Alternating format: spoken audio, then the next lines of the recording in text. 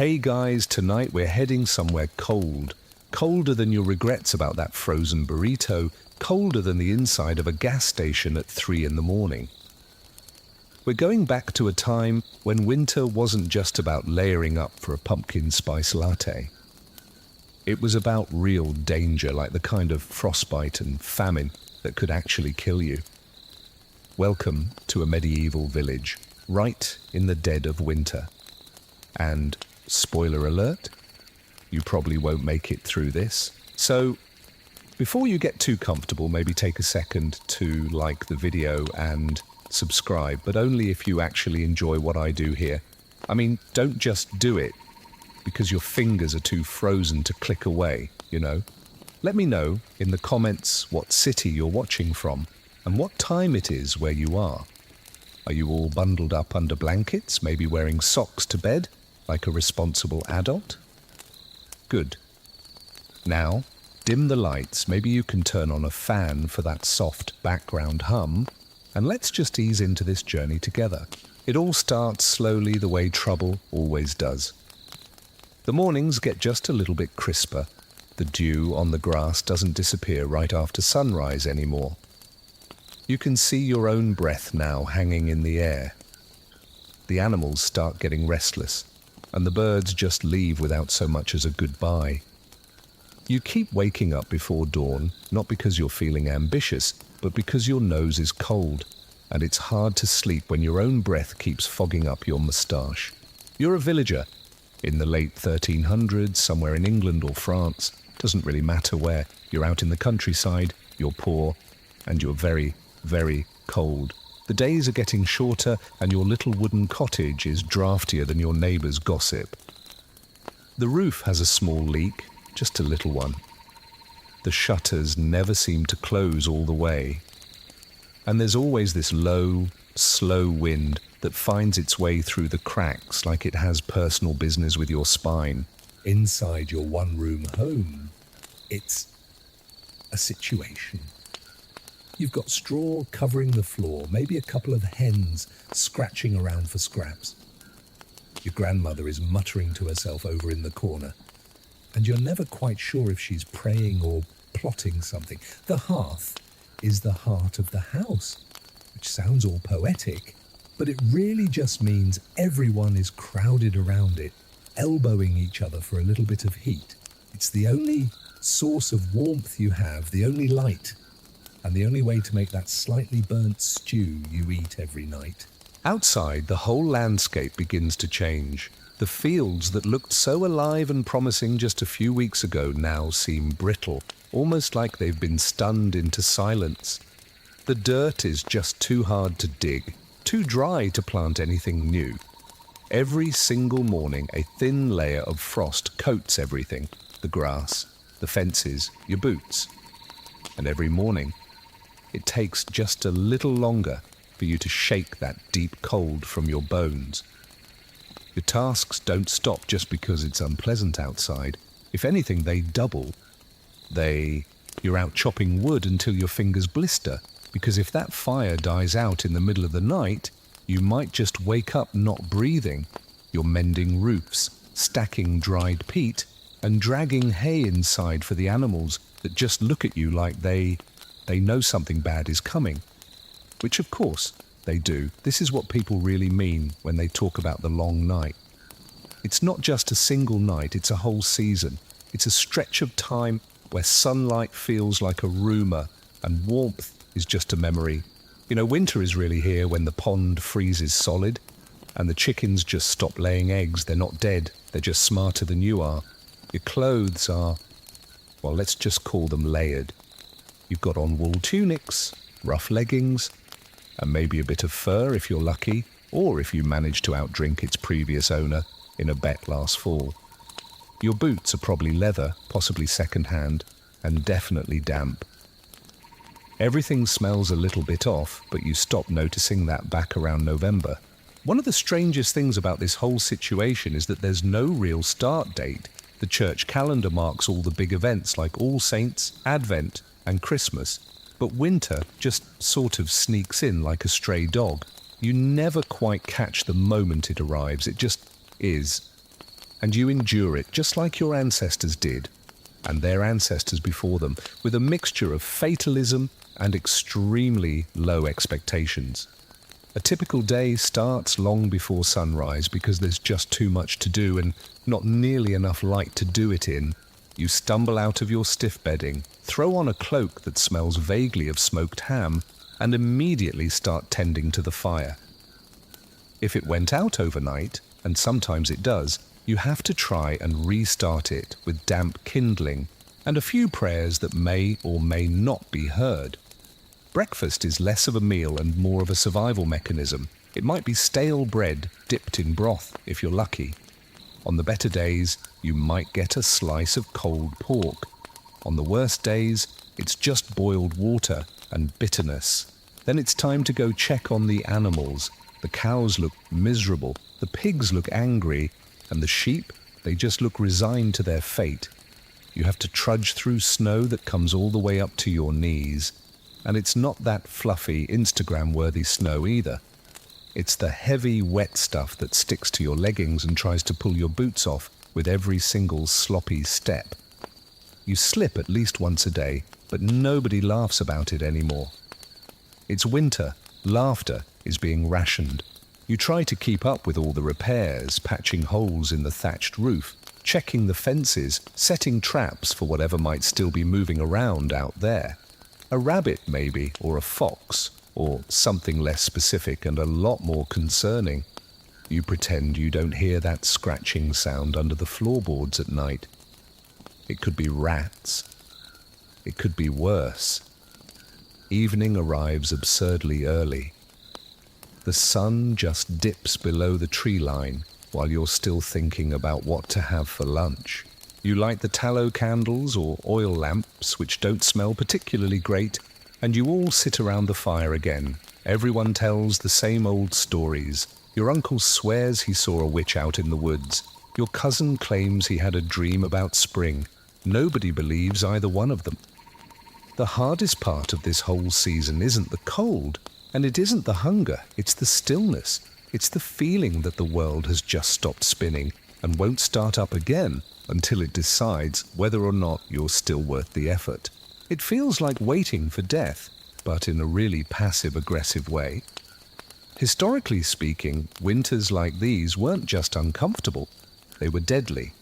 This was especially true during the so-called Little Ice Age, which was this weird, poorly understood climate hiccup that chilled Europe from about the 14th to the 19th centuries.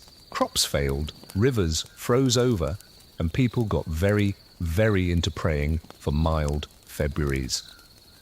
Here's a fringe theory for the night for you. Some people, mainly the charmingly paranoid ones, believed that harsh winters were a sign of divine punishment. They thought the earth itself was rejecting human sin by turning as cold as their own hearts. Others, of course, blamed witches. When in doubt, it was the witches. And here's a scholarly debate you can chew on with your boiled barley. Historians are still arguing over how much climate change really affected the collapse of rural medieval life. Was it the weather? Was it war? Or was it just centuries of bad decision-making piling up like firewood? No one really agrees, and no one probably ever will. But for now, you just pull your cloak a little tighter, nudge your feet closer to the fire, and settle in for another night of not freezing to death. Hopefully. The frost comes suddenly the way it always does. One morning, you step outside expecting the usual slick mud, but instead you hear a soft crack under your foot. The top crust of the earth is frozen solid. The breath you exhale just hangs in the air, like a ghost trying to decide whether it wants to stay or go. You tug your cloak tighter, and just like that, the season has turned. It's not some dramatic arrival, no howling blizzard or bone-sapping chill. It's subtle, it's quiet, like winter doesn't need to announce itself because it already owns everything. The urgency sets in fast. Everyone in the village knows this game. You get what you can now, or you'll spend February gnawing on boiled leather. The last of the crops are still in the ground, what's left of them anyway. A few root vegetables, mostly cabbage, some turnips, maybe a few hardy onions that are clinging to life out of pure spite. You and your neighbours head out into the fields with your dullest tools and even duller hopes, digging at the frozen dirt with fingers you can barely even feel. The sun gives you maybe 6 hours to work with, and half that if you actually want to see what you're doing. The harvest is pitiful. It's nothing like those bountiful depictions you see carved into the church walls or painted into the books you'll never be able to afford to read. Those show peasants smiling, holding baskets overflowing with wheat, like they've just won medieval bingo.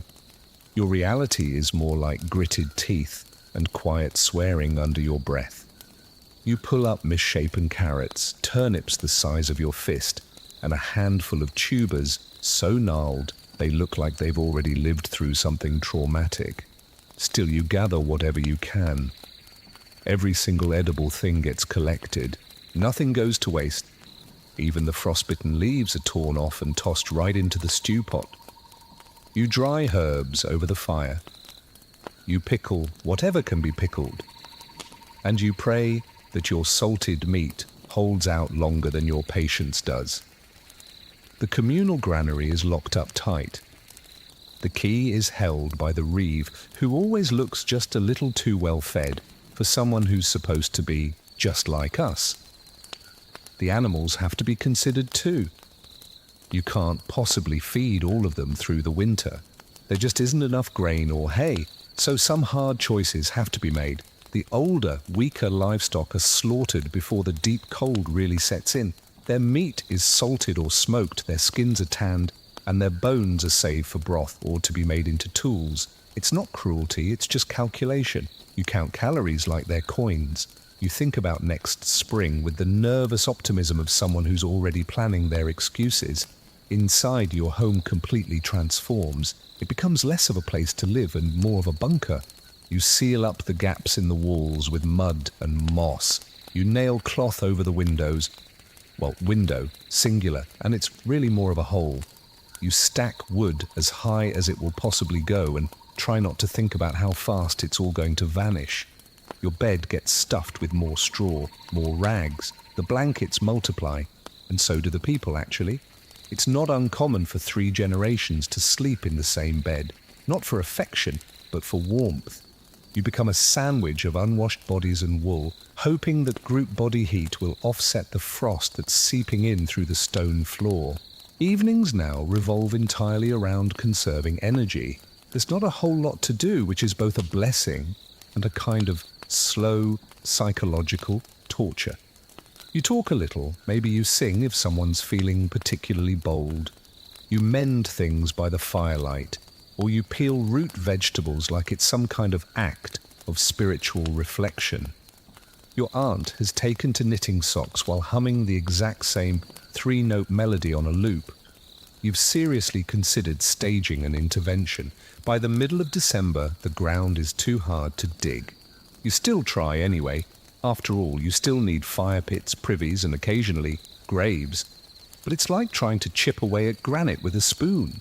When someone dies, and they will, you have to store the body in a makeshift crypt or a cellar until the thaw comes. Nobody says it out loud, but everyone knows. That's why you don't joke about dying in the winter.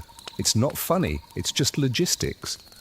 And then there's the wind. It's not the gusty kind that rattles the windows, but that low, endless moan that wraps itself around your cottage like a warning.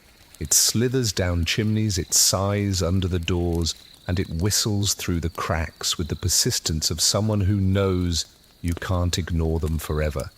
It's not loud enough to keep you awake, just persistent enough to remind you of what's waiting for you outside. The psychological pressure just builds and builds. You try to stay focused on your chores, on the routine, on not letting your thoughts wander too far into the future, because the future, in winter, isn't guaranteed. You start measuring time in a different way now. How much dried meat is left? How many candles do you have remaining? How many more days can you possibly stretch a single wheel of cheese?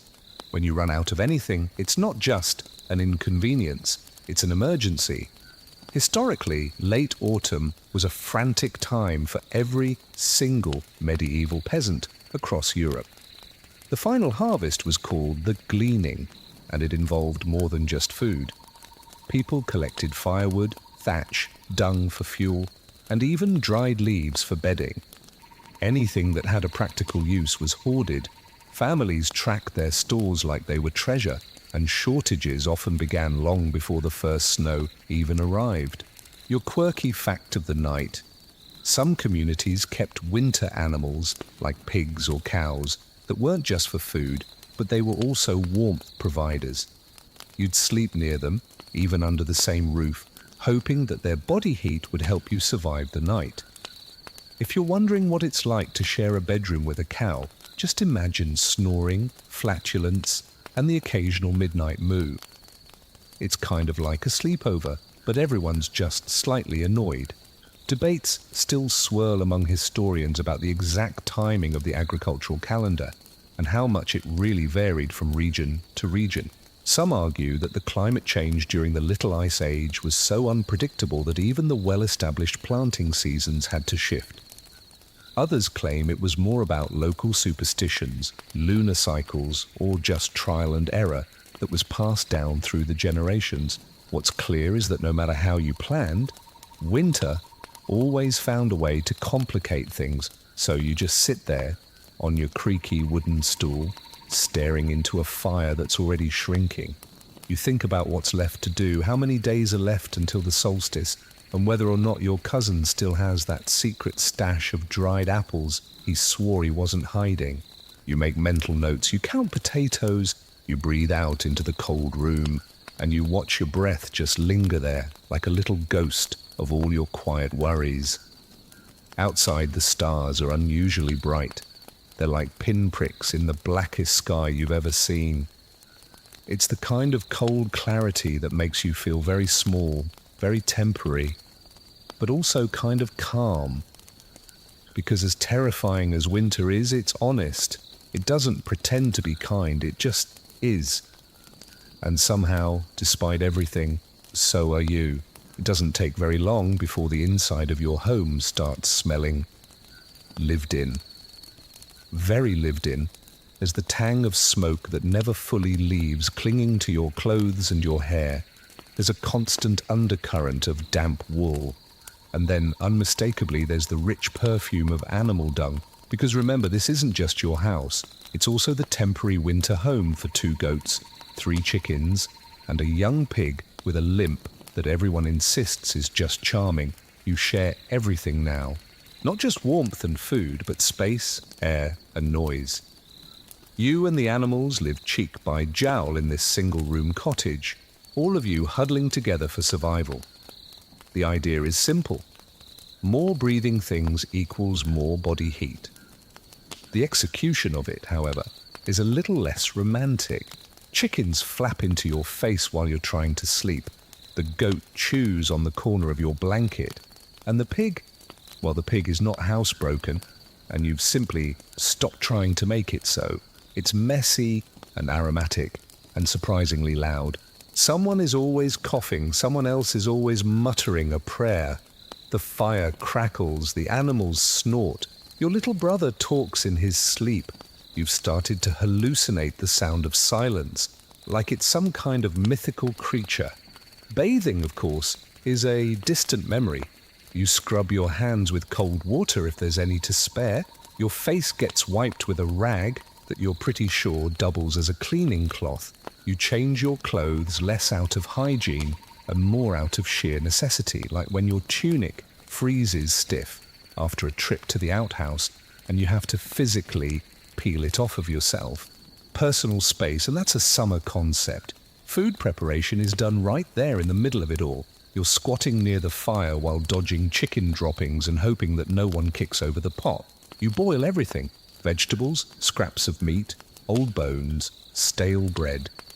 The resulting stew smells decent enough, earthy, familiar. You try not to think too hard about what's actually in it. If it's hot and it doesn't kill you, it counts as a win. Some days the floor is frozen when you wake up. There's literal ice on the inside of your house, You have to scrape it away with the back of a spoon, trying not to chip the wood. When the wind is especially fierce, the shutters rattle so hard you think they're going to come off. One of them did last year, and you spent 3 days with a canvas tarp nailed over the hole and a goat trying to eat it from the inside. Despite all of this, or maybe because of it, you adapt.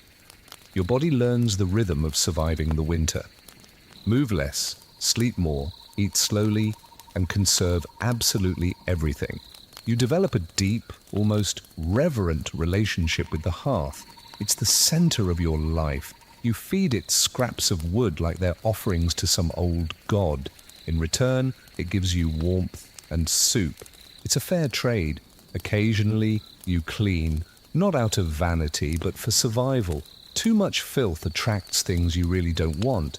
Lice, fleas, sickness. You sweep with a bundle of twigs, you swat at cobwebs with a wet cloth, and you throw ashes on the dirt floor to try and soak up the smells and the moisture.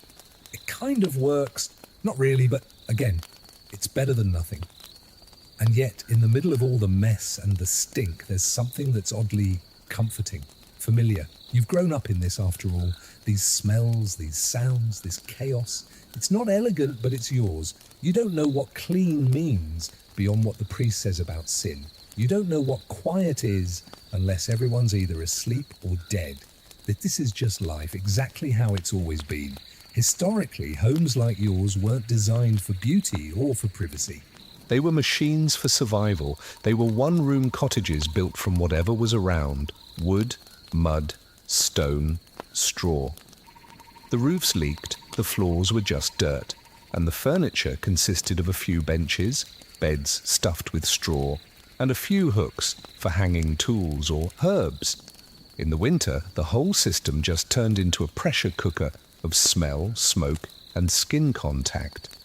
Your quirky fact of the night: medieval people genuinely believed that bathing in the winter was dangerous, not just unpleasant, but dangerous. They thought it opened up your pores to the bad airs, allowing sickness to sneak right in. So if you thought winter baths were rare just because of the cold, well, they were also considered a public health hazard according to the wisdom of the time, which means you're not gross, you're just being responsibly cautious. Of course, scholars are still debating how accurate this whole filthy Middle Ages image really is. Some argue that peasants were a lot cleaner than we give them credit for, citing old bathhouse records and hygiene-related laws. Others say no, the general public was just too overworked and under-resourced to prioritize hygiene. But one thing they all agree on is that winter was a time when survival beat cleanliness every single time. There's another layer to all of this, though: dignity. You feel it slipping sometimes, especially when you're digging a latrine in the frozen ground, or when your aunt uses her own slipper to swat the pig off of the stew pot. You laugh about it because the alternative is just sinking into despair. But underneath all the jokes, there's this constant pressure not to fall apart, to stay human in an environment that wants to grind you down into something more animal. And that's what the smell really is. It's not just sweat and smoke and dung. It's desperation. It's evidence. It's a record of what you've had to endure day after day and night after night. The house is heavy with it. You are heavy with it. But so is everyone else. And there's some comfort in knowing that you're not alone in your stink and your stubbornness. At night, lying shoulder to shoulder with your family and the livestock, you sometimes wonder what it would be like to live differently. In a big stone house with separate rooms, with linen sheets and perfumed water, with quiet, with privacy. Then your brother farts loudly in his sleep, and the pig oinks in protest, and the thought just drifts away like smoke through the roof beams. The wind howls again outside. The shutters creak. The fire pops loudly enough to wake the baby, who immediately begins to wail. The goat sneezes, someone sighs, and you, curled up under 3 blankets and a goat-smelling cloak, you think to yourself, we made it through another day. It's not much, But in a medieval winter, it's everything. Somewhere between the second week of frost and the fifth consecutive meal of turnip stew, you start to appreciate the little things. A warm spot by the fire that no one has claimed yet. Bread that isn't entirely hard as a rock. A stretch of daylight that lasts for a whole 5 hours. And most of all, body heat. Glorious, smothering, slightly sweaty body heat. You've always known it was essential, but now you understand it on a spiritual level. Without any central heating, your greatest source of warmth is other people, literally.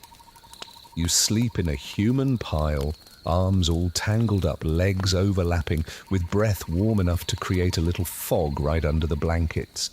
Your younger sister hogs all the space.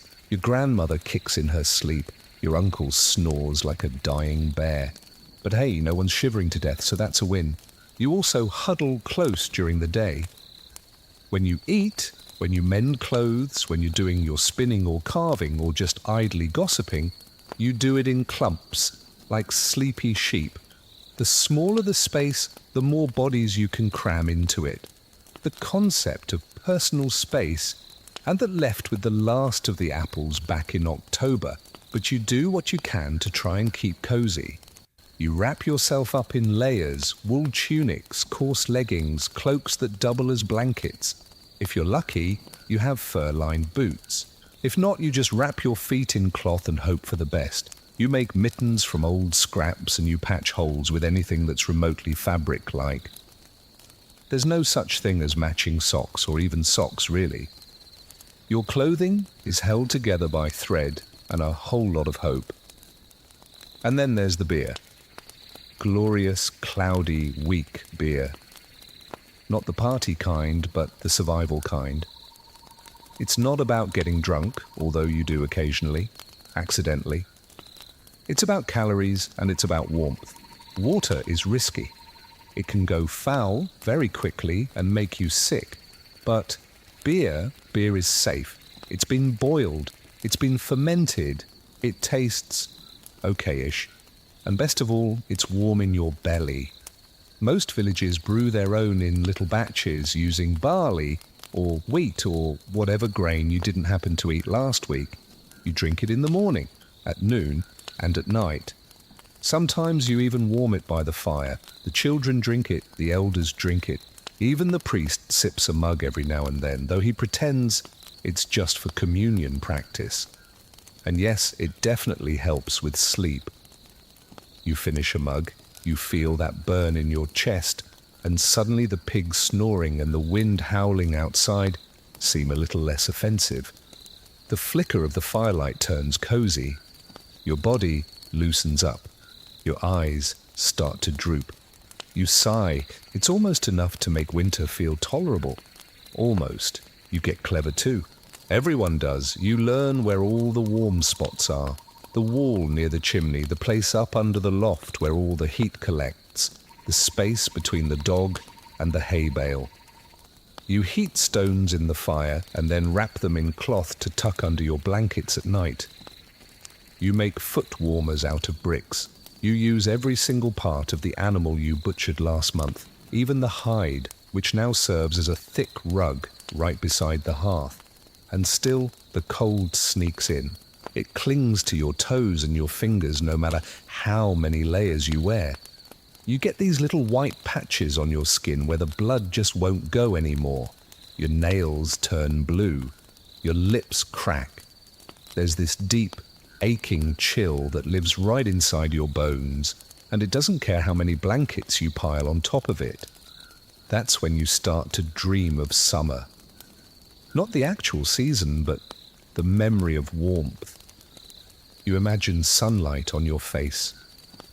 You remember the feel of dirt between your toes, the sound of bees, the smell of sweat that wasn't caused by indoor livestock. And for a second, just a second, your body almost believes it. Now here's your quirky fact for the night. In some regions of medieval Europe, folks believed that sharing body heat with animals, especially dogs, was good luck and even medicinal. Dogs were seen as warm creatures gifted by nature to help ease rheumatism and chills. There are actually accounts of people literally strapping small dogs to their legs at night just for warmth. You personally have a goat that keeps trying to lick your toes, which is either affectionate or ominous.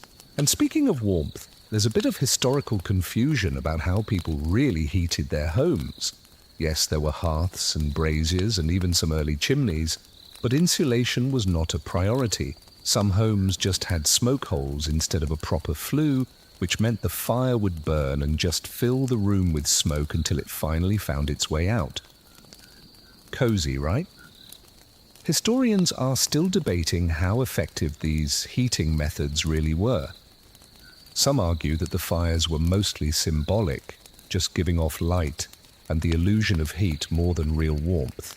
Others claim that people used their beds like insulation cocoons, tucking themselves in with so many layers of wool, linen, fur, and family members that the actual temperature of the room didn't even matter. The truth, like most things in medieval life, is probably somewhere in between. Inefficient, uncomfortable, but just barely enough. And just when you think you've got a handle on it, when you're 3 mugs of beer in, your feet are all toasty against a goat's backside, and your cloak has achieved maximum blankethood. Someone opens the door. Cold air rushes in like a slap to the face. Everyone yells, someone curses, the chickens panic, the baby starts crying, and the person standing in the doorway just shrugs like they didn't just invite death itself into your home. That's winter etiquette in the village. You never, ever open the door without a warning. It's not just rude, it's dangerous. Warmth is precious. Letting it escape is practically treason. You learn to scowl at the draft like it's a thief. You build little entryways with spare cloth. You hang blankets like curtains. You wedge straw under the gap in the door. You do anything you can to keep the cold out. And still, it finds you. Always. At night, the wind rises again. It sounds almost human now, like someone wailing off in the distance. You curl up tighter under your layers, your knees pressed to your chest, your hands tucked into your sleeves. You feel the warmth of the person sleeping beside you. You try to pretend you're back in the fields, barefoot, with the sun on your face. But instead, the cold just presses in from all sides, like it knows exactly where you live. And unfortunately, it does. You wake up not because of noise or movement or a bad dream, though there are plenty of those, but because your face is cold. Not just chilly, but numb. The kind of cold that makes your skin feel stiff, like it belongs to someone else. You open your eyes and find that the fire has gone out sometime during the night. The last embers are just these soft red glows beneath a layer of grey ash. It's still dark, or maybe it's barely dawn. You can't really tell. Winter doesn't do sunlight so much as it does a vague sort of lightishness. The air in the cottage is sharp enough to bite. You can see your breath with every single exhale, little ghostly clouds rising up from the pile of blankets and bodies. Someone snores. Someone else coughs. The goat is sleeping peacefully, which just feels unfair. You shift a little, trying not to wake the others, and then you immediately regret moving. The air rushes into your cloak, chilling every inch of your exposed skin. This is the worst part of winter. It's not the storms, not the snow, but the endless, dragging dimness. Days don't so much begin as they unfold slowly like a reluctant scroll. The sun rises late and it sets early. And even when it's up, it barely makes an appearance. It's just a pale, watery disk, low on the horizon, casting this blue-grey glow over everything. It's light, but it's not warm. It's like someone tried to paint daylight and then just gave up halfway through. You shuffle over to the hearth and begin the sacred morning ritual, reviving the fire. You scrape away the ash, you coax the remaining embers into something vaguely alive, and you carefully stack kindling on top.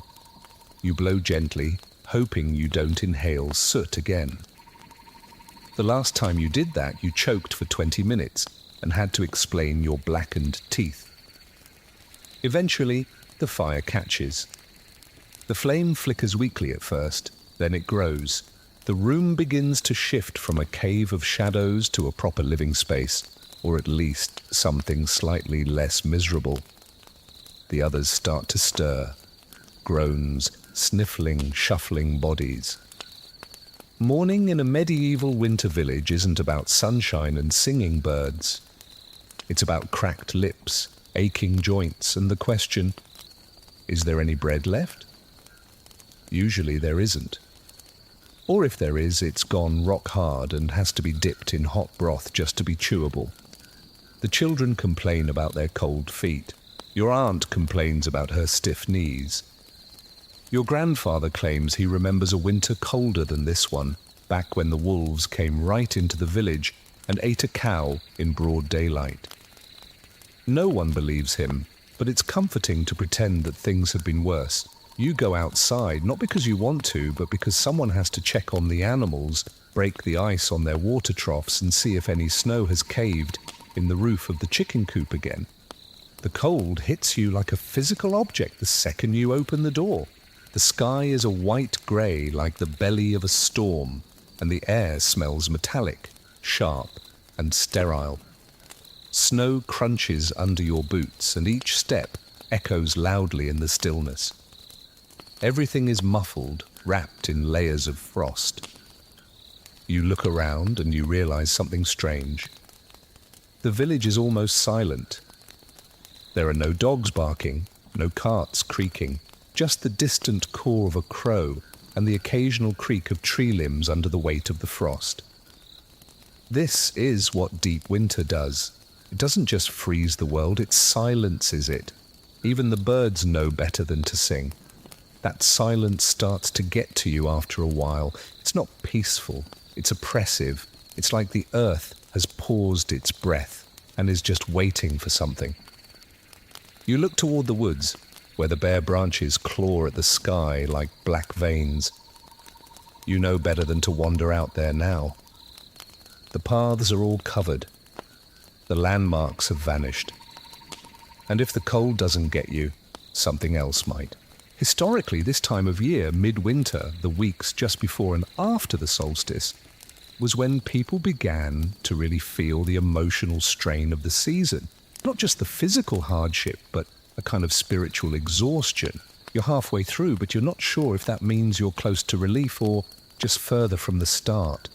The weight of the darkness presses in. People grew more irritable, more fearful, more prone to seeing shadows moving that weren't really there. Your quirky fact for tonight. Some medieval folks genuinely believed the sun stopped moving this time of year, that it just hovered low on the horizon, uncertain whether or not to return. The solstice was seen as a moment of great tension, when people would light fires, hold rituals, and pray like their lives depended on it, because in some ways they did. Scholars are still debating how seriously villages took these astronomical events. Some say that rural people had a strong, intuitive grasp of the seasonal shifts tied to their planting cycles and religious calendars. Others argue that most peasants didn't really care about the stars unless they were falling out of the sky. But the emotional importance of light, or the absence of it, was undeniable. Back inside, you scrape the frost off the inside of the window with a bit of bone. You press your forehead to the glass and you just stare out at the endless, pale nothing. Another grey day. Another long wait for warmth.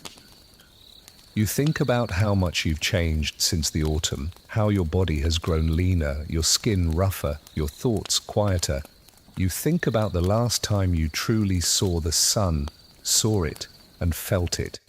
Not just that pale impersonator that floats low in the sky now, but the real sun, the one that warms your neck, that bakes the earth, that makes you sweat and squint and complain. You miss complaining about being too hot. What a luxury! Then you hear the church bell, faint but distinct. It tolls once, then again. It's time for morning prayers, or maybe it's a funeral.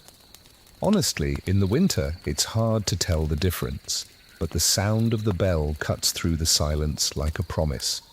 You're not dead yet, and that, for now, will have to do. You pull your cloak tighter, you stir the fire, and you get on with it. Another dim day in a frozen world, another quiet victory. By the middle of January, snow covers everything in sight. Not the pretty postcard kind of snow, but the deep, crusty, dirty kind that swallows up roads, fences, and sometimes entire carts if you're not watching where you're going. You step outside and it's all just white. A white sky, white ground, white roofs, white trees. Even the air feels bleached. It's not just cold anymore, it's colourless, it's weightless, like the entire world has just been erased and replaced with snow. And it's quiet. Not a peaceful quiet, but an eerie quiet. Sound doesn't travel the same way over snow. Everything is muffled, softened, like the land is holding its breath. You can shout across the yard, and your voice just sort of vanishes. There's no echo, no bounce, it's just swallowed by the whiteness. Your village, which is usually just a collection of muddy paths and noisy people, is transformed into a series of snow-covered humps. You can barely tell where one roof ends and another one begins. The path to the well is gone. The shortcut through the orchard has been erased. Everything is just buried. You have to stomp out new paths every single morning with your frozen boots. Each step sinks down into the drifts with a crunch that seems to echo right inside your bones. You hate the snow. You try not to admit it out loud because the kids still find it magical and the old folks call it God's blanket or something poetic like that. But you know better. Snow means work. It means your boots are always wet, your socks always stink, and every single trip outside is a calculated risk. You have to shovel it off your roof before it collapses. You have to dig it out of the chicken coop so the hens don't freeze to death. You have to haul wood through it, feed the animals in it, and occasionally find your drunk uncle asleep in it. The snow isolates you too. The village shrinks. Visits between households just drop off. Even the bold ones, the gossipy ones, the flirtatious ones, the busybodies, they all go quiet. A trip to your neighbour's house becomes an expedition. You have to wrap up in every single piece of clothing you own, brace yourself against the wind, and trudge through snow that's up to your thighs, only to arrive and find out that they're just as miserable as you are, but at least you shared that misery in person, and that's something. Some days a wind kicks up and everything you just shoveled disappears under a fresh drift. It howls across the flat fields, sweeping fine snow like powdered glass through every single crack and cranny. You have to squint, lower your head, and walk like a sleepwalker just to make it to the barn without freezing your eyelids open. The woods look beautiful in the snow, tall, quiet, still. But don't be fooled, they're more dangerous now than they've ever been. The usual landmarks are all hidden. The trails are all covered. It's easy to walk 10 steps too far and just vanish into the white. A neighbour did that last winter. He went to go check his traps and he never came back. They found his body in April, curled up beneath a fallen branch, like he'd just decided to lie down and wait out the thaw. Still, some folks venture out into the trees to check for firewood, forage for kindling, or even set traps for rabbits and foxes. The meat is lean and the work is miserable, but a fresh kill means something warm for dinner and a pelt for patching your clothes. You tried trapping once. You caught a squirrel and it bit you.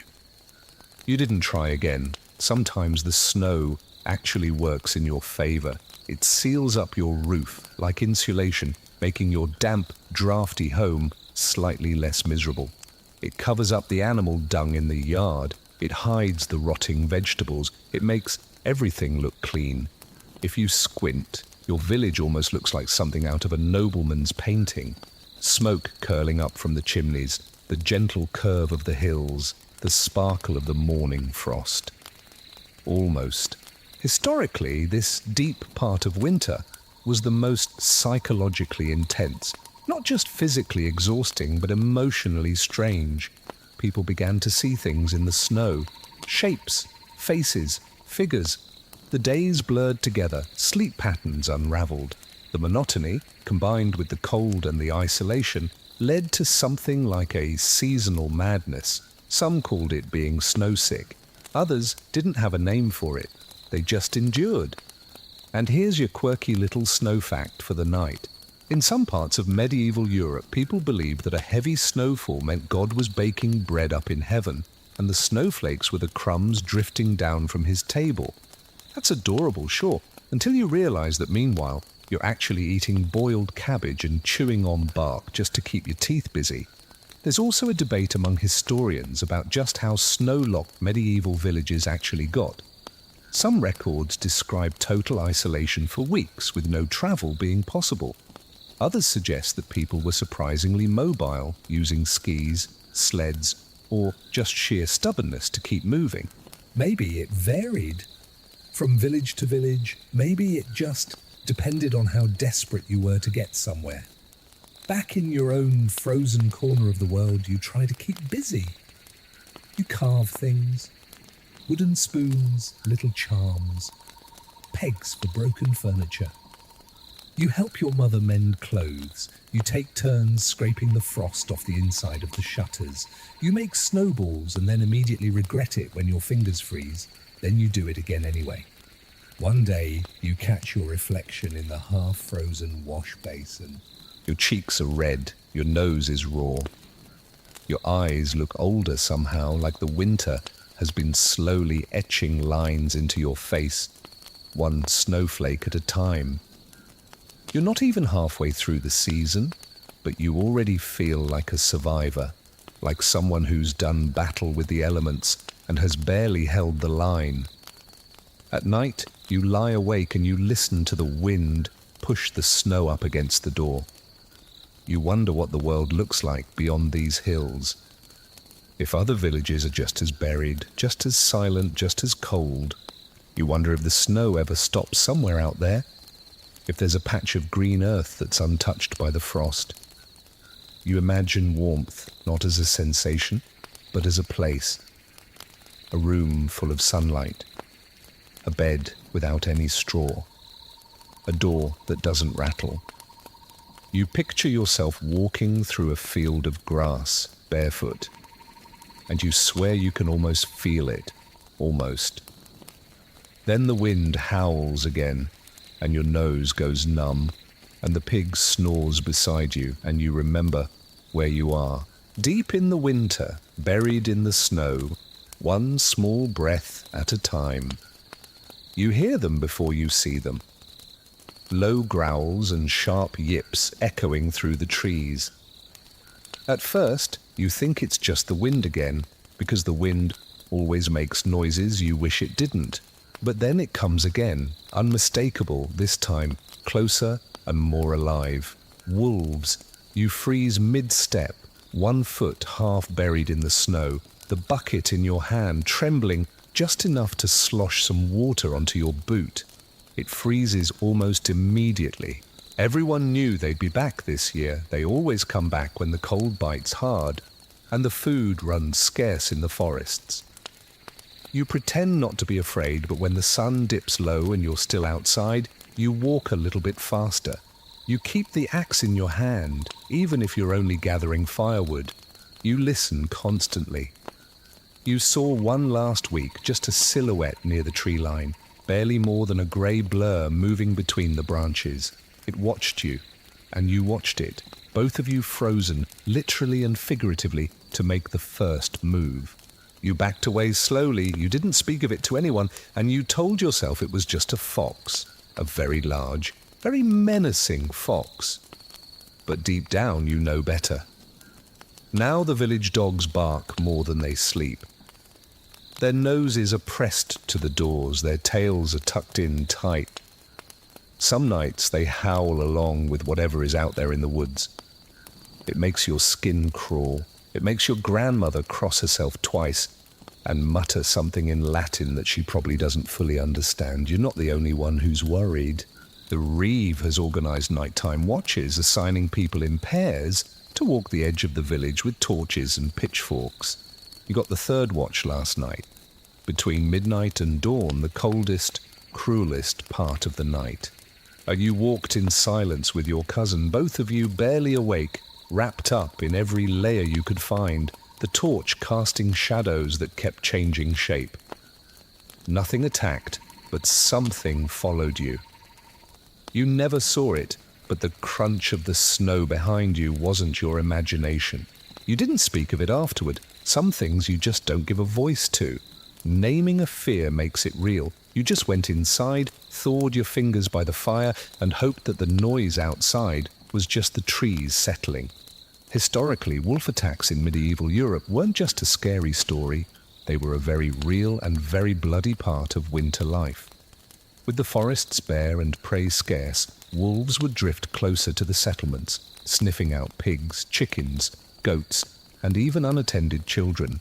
Entire chronicles exist of wolves dragging people off into the woods never to be seen again. Whether some of those were exaggerated or not, well, it's hard to say, but the fear was real enough to last for centuries. And then there's the stranger stuff, your quirky fact for tonight. In parts of France during the 15th century, people were genuinely convinced that wolves could turn into men. Or maybe it was the other way around. Werewolves weren't just folklore, they were a legal problem. People were actually tried and executed for lycanthropy, especially during long, brutal winters when someone might go missing in the snow. You and your friends joke about it sometimes, around the fire, when the sky is clear and the door is barred tight. You tease each other. Maybe Tom's a werewolf, someone says, elbowing him. Would explain why he eats like that. Tom laughs and rolls his eyes, but he also sleeps with a knife under his blanket now, just in case. And here's the open debate. Did wolves really become more aggressive in harsh winters, or did people simply notice them more because they had nothing else to do? Some scholars argue that the wolf population surged after the Black Death, when rural villages were abandoned and the forests reclaimed the land. Others say that hunger and desperation made people more likely to exaggerate wolf sighting, or to blame missing livestock on convenient predators rather than facing harsher truths like theft or neglect. You're not sure what to believe, honestly. All you know is that you've seen the prints. Big ones, too big for a dog, leading right up to the barn and back again, like something walked a slow, casual circle around the livestock in the dead of night. One morning, you find a chicken is missing, just gone. No feathers, no blood, just a gap in the coop and a few claw marks in the snow. Your father says it was probably a fox. Your mother says she doesn't want to talk about it. Your grandmother throws salt at the doorway and tells everyone to keep their shoes inside. You quietly sharpen your knife. Everyone has a different approach to the wolf problem. Some set traps, others put out meat that's been laced with poison. That's dangerous, since the neighbour's dog got into one last winter and spent 3 days howling before it died. A few of the younger men want to organise a hunt, but no one has enough energy for heroics, or the right weapons, or the stomach for dragging home a wolf corpse in the snow, so instead, you wait, you listen, you watch the tree line. And sometimes when the wind dies down and the moon is bright enough to see your breath, you spot one, just standing there, watching. It never comes closer. It never runs away, it just waits. You wonder what it's thinking, if it feels the same cold that you do. If it dreams of summer too. Or if Unlike you, it likes this season. Maybe winter is its time. Maybe it doesn't see it as a curse, but as a blessing. A thinning of the world, a sharpening of instincts. You blink, and the shape is gone. Back inside, the fire feels too small. The walls feel too thin. Every creak becomes a footstep. Every shadow is a threat. You burrow deeper under your blanket, you listen to the dogs, and you tell yourself you'll survive another night. You always have so far, but you keep the knife close and you make sure the door is barred just in case. You're not exactly starving yet, not technically, but the meals are getting suspiciously smaller, and there's a growing sense of quiet calculation whenever someone brings out a pot. Your mother ladles the stew with the precision of a surgeon, her eyes squinting to make sure that everyone gets the exact same amount, even if that amount wouldn't fill a hollow tooth. No one complains, not out loud anyway. But you all glance at each other's bowls when you think no one's looking. You count the beans. You notice who gets more turnip and who gets more broth. Suddenly, fairness matters a lot more when your stomach has been growling since last Thursday. There's a routine now, but it's a grim one. It's a daily cycle of boiling the same handful of ingredients in new combinations and then pretending it's variety. Turnips and barley, turnips and dried peas, turnips and turnips, seasoned with hope and a pinch of salt, if you haven't already used it all up. Every now and then you throw in a crust of bread to try and bulk it up, though calling it bread is being generous. It's more like a brick that's been made out of sadness. If someone slaughters a pig, the entire village perks up. You hear about it within the hour. Word spreads fast when meat is involved. People wander past the house casually, pretending they just wanted to say hello, their noses twitching like wolves trying to confirm the scent. A pork bone might end up in your pot if you're lucky, or if you've got something decent to trade, like a sack of barley, or more likely, a favour owed. And don't even ask about eggs. The hens have all but quit. They just huddle in the corners of the coop, all puffed up like miserable little snowballs, their eyes, daring you to ask for productivity in this weather. Milk is scarce too. The cows are stingy in the winter, and even if they do give any, the pail often comes back with more frost than cream. You get by with watered-down buttermilk and memories of actual cheese. It's feast and famine, with a heavy emphasis on the famine. The holidays are the only break in the monotony, and even those are more about pretending than they are about actually eating well. On certain feast days, like the 12 days of Christmas, you bring out whatever's left of the good stuff. Dried fruits, honey if you've got it, maybe a bit of meat that's been hoarded up in the rafters for just such an occasion. You eat until you're full or until the guilt catches up with you. Either way, it's a temporary reprieve. Then come the fasts. Long, drawn-out, joyless stretches where you're not supposed to eat any meat or fat or dairy. Just the spiritual staples, fish, if you can get it, lentils, bread, humility. But honestly, it's not like you were eating meat regularly anyway. Fasting is basically just your usual diet, only with more praying and more people pretending they're doing it on purpose. The funny part, if you can call it that, is that religious feasting and fasting were both tightly woven into the calendar. The church dictated more than just your Sundays, it organized your meals, feast days, saints' days, fast days. It was like God himself was your nutritionist, and he was wildly inconsistent. Today, you're meant to feast in honor of Saint someone or other. Tomorrow, you're repenting with pea soup and regret. Your quirky fact for the night. In medieval Europe, the average peasant observed over 140 fasting days a year. That's right, almost half the year. And while exceptions were sometimes made in the dead of winter, the devout still tried to follow the rules. Cold, hungry, and spiritual. That's a triple threat. You can't even sneak some bacon because everyone in your one-room house would smell it and immediately assume you've been possessed by the devil. And the devil, apparently, smells delicious. The food situation also varies wildly depending on where you are. Some villages are lucky with access to fish ponds or smokehouses. Others rely heavily on preserved foods, salted meat, dried beans, root vegetables stored in cool, dark corners. And if you're really desperate, there's always acorn flour. Yes, that's a thing. And yes, it tastes exactly as awful as it sounds. Scholars are still debating just how bad medieval diets really were. Some argue that peasants actually ate a fairly balanced diet. Grains, legumes, vegetables, occasional meat, just in modest portions. Others say that those assessments just gloss over the bad years, the harsh winters, and the quiet starvation that crept into houses like yours right about now. The truth, like everything else in history, depends on whose table you're sitting at. And let's not forget the black bread, you know the stuff. Thick, coarse, slightly sour, and full of mystery.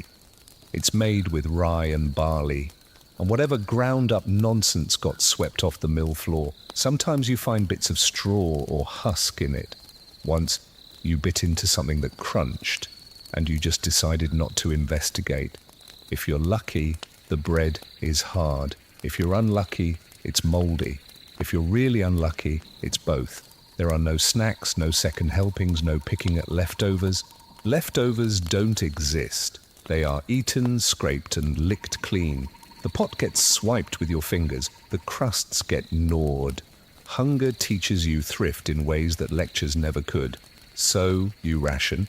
You measure out lentils by the handful. You cut the cheese with a knife so thin it doubles as a measuring tool. You save the bacon grease because it might make the turnips taste slightly less like punishment. And you find yourself dreaming of food, which is possibly the cruelest trick your brain can play on you during a season like this. You once dreamed of honey cakes. Warm, golden, sticky with butter. You could smell them, taste them. You woke up biting your blanket with tears in your eyes, furious at your own imagination. The worst part? Your blanket tasted better than the soup you ate that morning. Still, you carry on. You eat what there is when there is any. You smile politely when someone offers you something special, and it turns out to be roasted parsnips. Again, you help portion out the stew, you stir the pot, you scrape the bottom with a wooden spoon, and you try not to think too hard about what hunger does to people when the winter drags on for too long. Because it's only January and spring is a long, long way off. It starts with the sound of bells. Not soft, melodic bells, but the dull, iron clang of the church tower's old bronze bell echoing across the frozen village. It doesn't ring like that for just anything. You stop mid-step, one foot planted in the icy slush, and you glance up toward the chapel. The bell tolls again. Once, twice, then again. You lose count after a while. Not because you're distracted, but because your heart starts pounding so loud, it just drowns everything else out. You know what that sound means. Everyone does. It means someone has died. The chapel stands on a slight rise, overlooking the cottages like a tired guardian. Its stone walls are rimed with frost, and the stained glass windows are all fogged up from the inside. Smoke curls lazily from the priest's chimney. You watch as a few villagers slowly begin trudging up the path toward it, their heads bowed, their cloaks wrapped tight. No one speaks. No one has to. Death in the winter is expected, but it still hits like a fist. Inside your cottage, your mother hears the bell and she immediately crosses herself. Your grandmother starts muttering under her breath again, something about a good death and no frost in the lungs. The baby starts crying, either from the noise or from the tension in the room. You don't ask who it was, you'll find out soon enough. The roads are slick with packed snow, so you walk carefully, picking your way across the main path like you're balancing on a frozen beam. The air smells like wood smoke and damp wool. Everyone's breath forms a little cloud, and it all rises together into the still morning air like a village-wide exhale. You reach the church just as Father Oswin opens the doors. He's got that look again, the one where his eyes say he's tired of burying people, but his voice hasn't caught up yet. He greets everyone in that solemn, practiced tone, nodding slowly, as if anything faster might snap the illusion that he's somehow above all of this. The bell continues to toll as the body is carried out, wrapped tightly in linen, stiff and awkward like a frozen log. You can't even tell who it is at first, just that it's small. Too small. Someone whispers that it was the baker's boy, 7 years old. He got sick 2 days ago. A fever, then the chills, then gone. They say he didn't even wake up the night before. He just slipped away like breath on a window pane. That's how it goes. Especially in the deep of winter, illness doesn't roar. It creeps. You feel a chill in your chest one morning, and by the next, you're coughing up blood, or your skin turns pale and the warmth just never comes back. There's no medicine, not really. Just prayers, potions, and old women with opinions. You sit by the fire with a wet cloth and a bowl of broth, and sometimes that's enough. And sometimes it's not. Historically, winter wasn't just cold. It was a season of sickness, the cramped living spaces, the lack of nutrition, the smoke-filled air, and the poor sanitation all made illness inevitable. There were respiratory infections, influenza-like fevers, pneumonia, and something they called the winter plague, which might have been several different diseases all rolled into one. When the air grows still and the world stops moving, the body does too. Your quirky fact for the night. Many medieval people believed that illness came from bad air, especially during the winter when homes were shut up tight and the ventilation was terrible. They'd burn herbs like rosemary or lavender to try and cleanse the space. You've seen it yourself. Your aunt once ran through the cottage waving a bunch of dried sage like she was exorcising a ghost, all after your cousin sneezed more than twice in a row. The debate among historians is whether these rituals were purely superstitious or if they actually had some kind of practical effect. Burning herbs could kill some bacteria. Washing with vinegar might have reduced surface infections. But it was all just trial and error.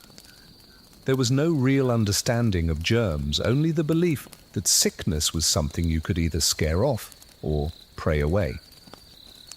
Back at the church, the ceremony is short.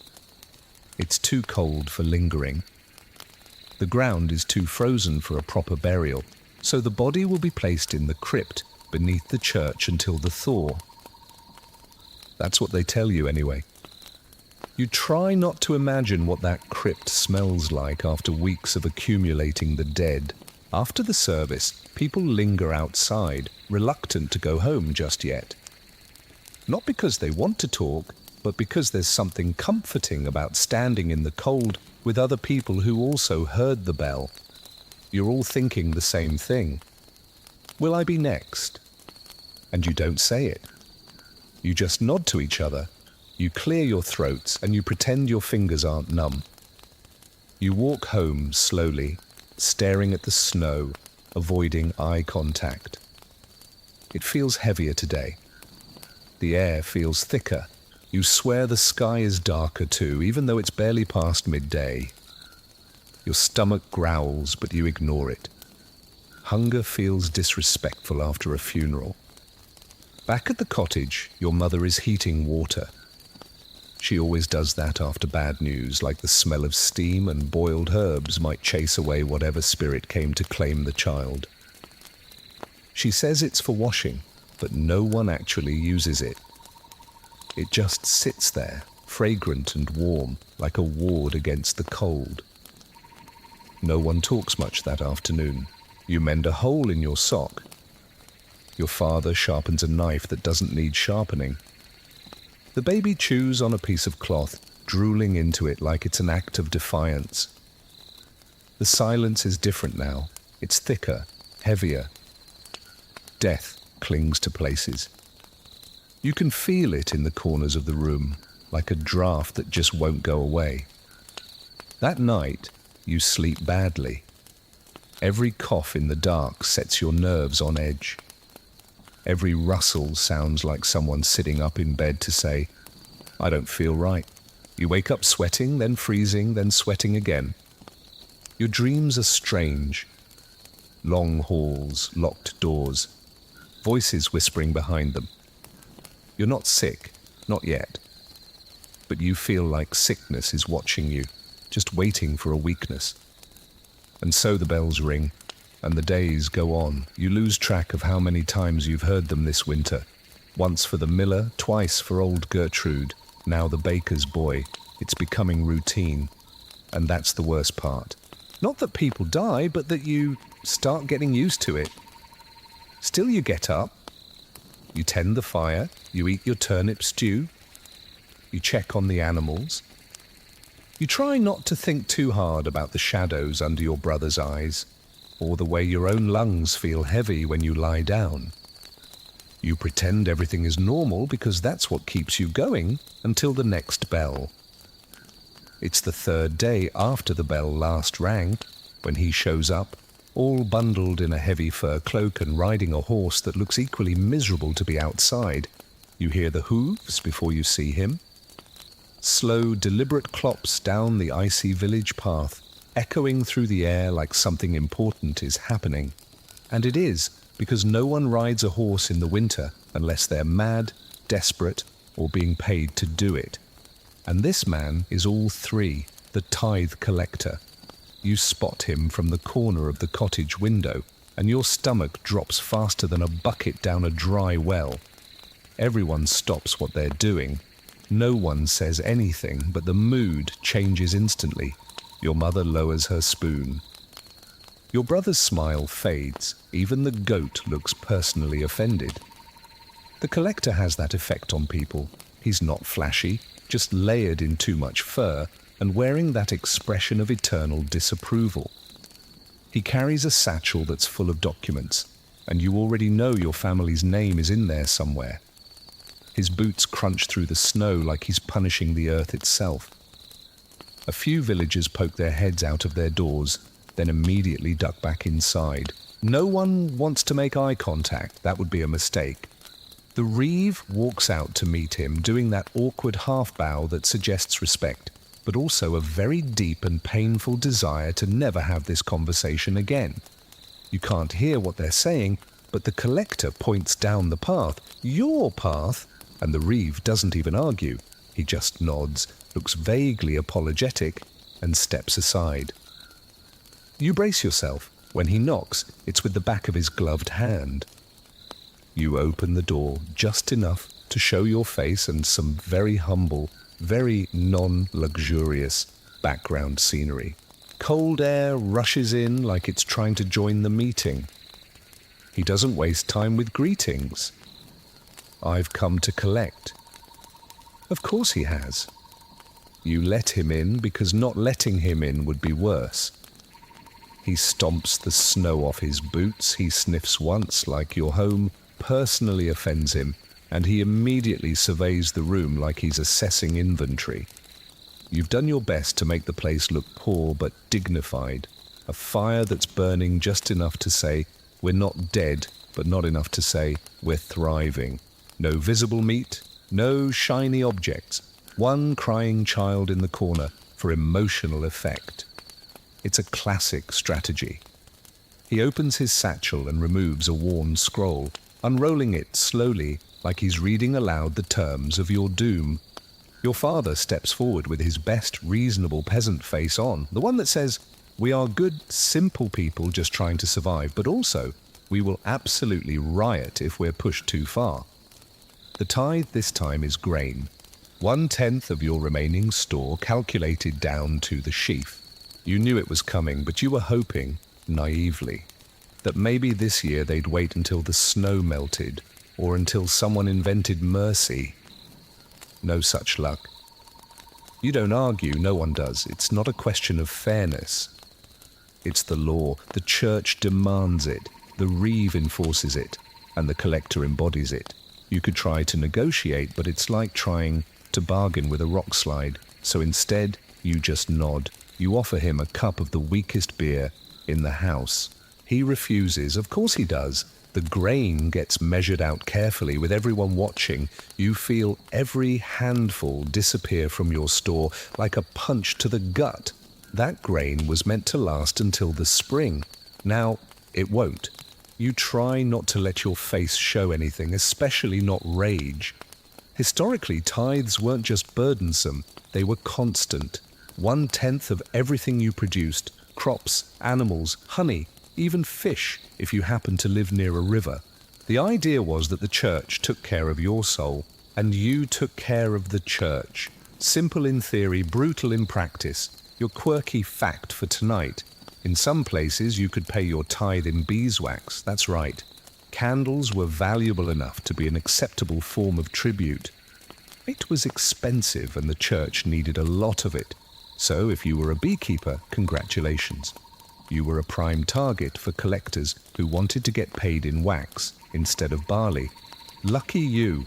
There's some scholarly debate over how oppressive the tithe system really was.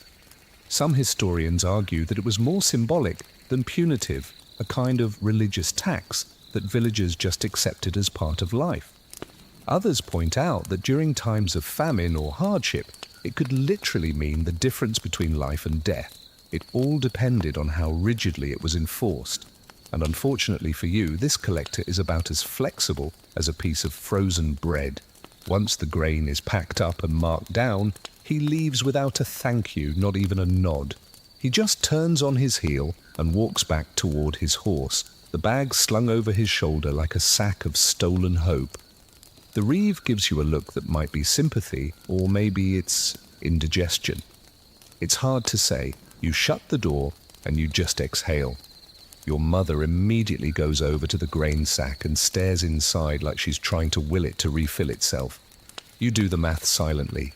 How long will it last now? How many meals will you have to skip? It's not good. You don't say it out loud. Instead, you turn to the fire and you begin peeling potatoes because that's what there is and that's what you do. Later that night, someone in the village jokes about the tithe collector being followed by wolves next time or falling through the ice on his way back. Everyone laughs a little too hard. It's not really a joke so much as a wish, but no one says it plainly. You don't tempt fate or church law. You go to bed feeling lighter in the worst way, like something's been taken from you that you'll never get back. Because it has. And it'll happen again next year and the year after that. Until spring stops coming, or you do. The sickness starts with a cough. Not a loud or dramatic one, just a quiet little rasp over in the corner of the room, coming from your sister's straw bed near the wall. At first, no one really notices. People cough all the time in the winter. It's just what you do between mouthfuls of cold air. You cough to warm your throat. You cough from all the smoke. You cough just to prove you're still breathing. But this cough is different. It's persistent. It's wet. You try to ignore it. Everyone does, because noticing it would mean having to do something about it. And there's not much you can do. The next day, she's flushed and shivering. Her cheeks are bright red, and her forehead is slick with sweat. Your mother presses a cool rag to her skin, muttering prayers under her breath like there's some kind of spell. The fire burns hotter that night, fed with your best kindling, and your grandmother even cracks open the bottle of elderberry cordial she's been hoarding since before last Lent. You pour a thimbleful of it between your sister's lips and you pretend it's medicine. It isn't really, it's just tradition, wrapped in sugar and alcohol. You don't call for the healer, not yet. There's only one in the village, and she's not exactly reliable. Her remedies include everything from boiled bark tea to slapping a wet chicken across someone's chest to draw out the fever. But mostly she just brings gossip and a heavy dose of dread. Her presence in your home would mark your sister as being in danger, and none of you are ready to admit that yet. Instead, you do what every family does. You tend to the sick with a quiet desperation. You wring out cloths, you whisper reassurances, you make broth with the last of the marrow bones, and you hope that no one else gets hungry. You sleep less, and you hover more. You try not to think about how fast these things can turn. By the second night, the room smells like vinegar, smoke, and sweat. You crack the shutter open for some air, just a sliver, and the cold hits your face like a slap. It doesn't help. The air is still stale, thick with breath and heat. You watch your sister twitch in her sleep, her face turned toward the wall, her hands clenching the blanket like she's fighting something in her dreams. Maybe she is. The rest of you are quiet. No one dares to laugh or even speak above a whisper. Every sound feels like an intrusion, like it might tip the balance one way or the other. The fire crackles, someone stirs, the baby cries once and is quickly hushed. Outside, a crow calls into the stillness, and you flinch. Historically, illness was a constant winter companion in medieval villages. The combination of a poor diet, close quarters, and freezing temperatures created a perfect storm for infections. There were no antibiotics, no sterile tools, no real understanding of germs. Disease came in with the cold and it left with the thaw, if it left at all. Your quirky fact for tonight. In some areas, people believed that illness was caused by demons who lived in the rafters of the home during the winter. To drive them out, families would sometimes bang pots and pans together, or they'd burn pungent herbs to try and choke them out. So if you ever wondered why your grandmother randomly tosses rosemary on the fire while she's muttering in Latin, now you know. She's either seasoning the room or she's evicting invisible squatters. There's some debate among scholars about what people actually understood about disease. Some say that medieval folk had a fairly intuitive grasp of cause and effect. Bad air, spoiled food, cold floors. Others argue that the belief in the supernatural just overshadowed everything. Either way, when someone got sick, the house changed. The energy shifted. Life slowed down and it bent itself around the bed of the ill person. You don't sleep much that night. Every time your eyes close, you're jolted awake by another cough, or a groan, or some sudden movement. At one point, you hear your sister whisper something. Just a single word, but it doesn't sound like anyone's name. You open your eyes, and you see her eyes are wide in the dark, and she's staring at something above her. You look too, but there's nothing there. Just smoke and shadows. And maybe, just maybe, the rafters whispering back. In the morning, the fever breaks, or it seems to. She's pale, she's drenched in sweat, breathing heavy but steady. Your mother sighs long and deep, and she just sinks to the floor beside the bed.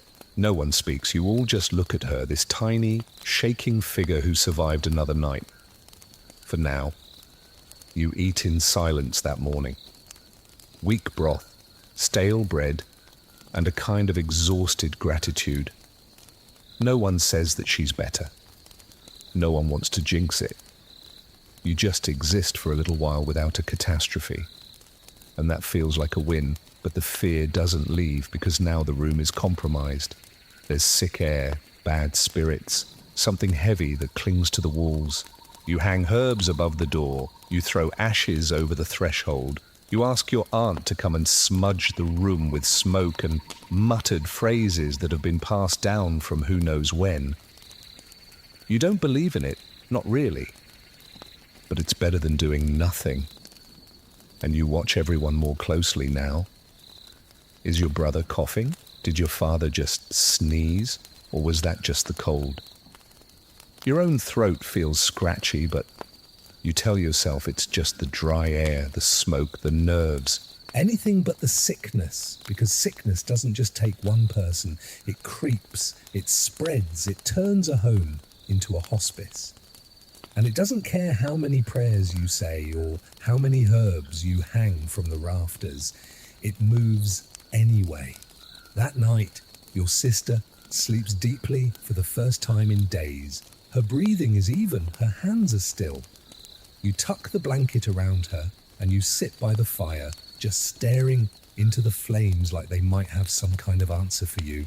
The rest of the house is quiet, wrapped in that thin hope that maybe, just maybe, you've seen the worst of it. But you know better than to say that out loud, so you just poke the fire, you sip your weak beer, and you wait, just in case. You wake up in the dark to the sound of scratching. It's not the familiar rustle of mice in the grain sack or the occasional shifting of logs in the fire. No, this is something else. Something slow and deliberate, like fingers dragging along the outside of the wall. You hold your breath and you listen harder. The scratching stops, then it starts again. A dry, ticking sound just beneath the window shutter. You don't move, you don't call out. You just lie there under your blanket, your eyes wide open as the cold presses in, and your imagination starts doing things it absolutely should not be doing. By morning, there's no sign of anything. There are no footprints in the snow outside the cottage, no marks on the wood. You even check the shutter, and you run your hand along the edge, as if the wood might whisper back what it heard. Nothing. Just frost and silence, and the heavy cloud of winter stillness that's hanging over everything. But the unease doesn't leave. It lingers like a bad smell. Later that day, your grandmother says something strange. She's sitting near the fire, staring into the flames the way she always does when she's thinking about people who have died. You're picking burrs out of your cloak when she murmurs, half to herself, "It's the time of year when the spirits wander." You stop what you're doing and you look at her. She doesn't look back and she says, "When the veil is thin, when the dead get restless, hungry, cold." Now your grandmother says a lot of weird things. She's half blind, she sleeps in short bursts, and she believes that sneezing 3 times in a row is a sign of impending doom. But this one sticks with you because the scratching didn't sound like an animal. It sounded like someone who wanted to get in. You go about your chores that day a little more jumpy than usual. Every creak in the rafters makes you glance up. Every shadow feels heavier. Even the sound of the snow shifting off the roof makes your heart lurch, like something has just jumped onto it. No one else seems to notice, or maybe they do, and they just won't say anything. That's the thing about winter. It breeds silence. You all learn to keep your fears quiet so you don't infect the air with them. And then it happens again. The next night, around the same hour, deep into the quiet when the fire is low and the only sound is breathing, you hear it. Scratch, scratch, like nails on wood or maybe something sharper. It moves along the side of the cottage, circling. You sit up in bed, your heart pounding, and this time your brother hears it too. You can see his eyes glowing faintly in the dark, wide with terror. You whisper, "Did you hear that?" He just nods, and then the scratching stops. You don't sleep after that? Not really. You lie down again, but your ears stay sharp and your mind starts to spiral. You think about every story you've ever heard, the ones that are told around fires in the autumn when the nights first began to stretch, about the spirits that are trapped in the snowdrifts, knocking at doors and looking for warmth, about the ghosts of those who died in the winter and never got a proper burial, about the souls of the unbaptized who are condemned to wander forever between the snow and the sky, wailing in the wind and clawing at shuttered windows. The quirky fact of the night: in some parts of medieval Europe, people would leave small offerings outside their homes in the winter to appease the wandering spirits. Scraps of bread, drops of ale, even bits of lard. They believed that these offerings would keep the dead from entering, from whispering at the walls, from turning the family's breath cold in their sleep. You've never done that before, but now you wonder if maybe you should. You talk to your mother the next day, you mention the scratching, she just brushes it off. Rats, maybe, or the wind. But there's a flicker in her eyes, like she knows something and just doesn't want to say it. That evening you notice that she hangs rosemary over the door frame. She says it's for the smell, but you've lived here your whole life and she's never once cared about how the door smells. There's an open debate among scholars about how seriously medieval people took these winter hauntings. Some argue that it was all a metaphor, representing the fear, the isolation, the psychological toll of being trapped inside for months. Others say no, people genuinely believed that the dead were more active in the winter, that spirits followed the cold, hiding in the snowdrifts and the wind, knocking on doors in the dark to see who was foolish enough to answer. You try not to believe, you really, really do. You're a rational person, or at least as rational as a teenager who shares his bed with a chicken and sleeps 2 feet from a fire pit can be. But that night, you leave a crust of bread just outside the door. Not because you believe, but just as insurance. And once again, the scratching returns, but this time it stops after a few minutes. And when you check in the morning, the crust of bread is gone. Maybe it was a fox. Maybe a stray dog. Maybe your uncle was drunk again and looking for snacks. You tell yourself all of these things, but none of them really sit right. There are no tracks in the snow, just an absence, like something that didn't leave any marks. That day, the mood shifts. Everyone seems quieter. The air inside the house feels heavier. Your grandmother tells you not to whistle indoors, says it calls the dead. Your brother refuses to go outside after dusk. Even your father, who thinks all of this is nonsense, sharpens the door bolt and makes sure the latch is tight before he goes to sleep. No one says the word ghost, but it's just hanging in the air like mist. You begin to notice other things too. Cold spots in the room. The fire burning a little bit lower, even when you're sure you've added enough wood. Shadows that seem to move just a second too late when the candle flickers. You don't talk about any of it, because if you say it, it becomes real. Instead, you keep leaving little bits of food at the threshold, a bean, a crust, a drop of soup, and the scratching stops eventually. Historically, midwinter was full of superstition. With the long nights and the little light, people naturally turned inward, not just into their homes, but into their own minds. They saw things, they felt things, they named things, spirits, demons, witches, ghosts. The line between what was real and what was imagined got very blurry when the world itself seemed to be asleep. That night, the wind picks up. It howls, low and long, dragging across the snow like it's searching for something.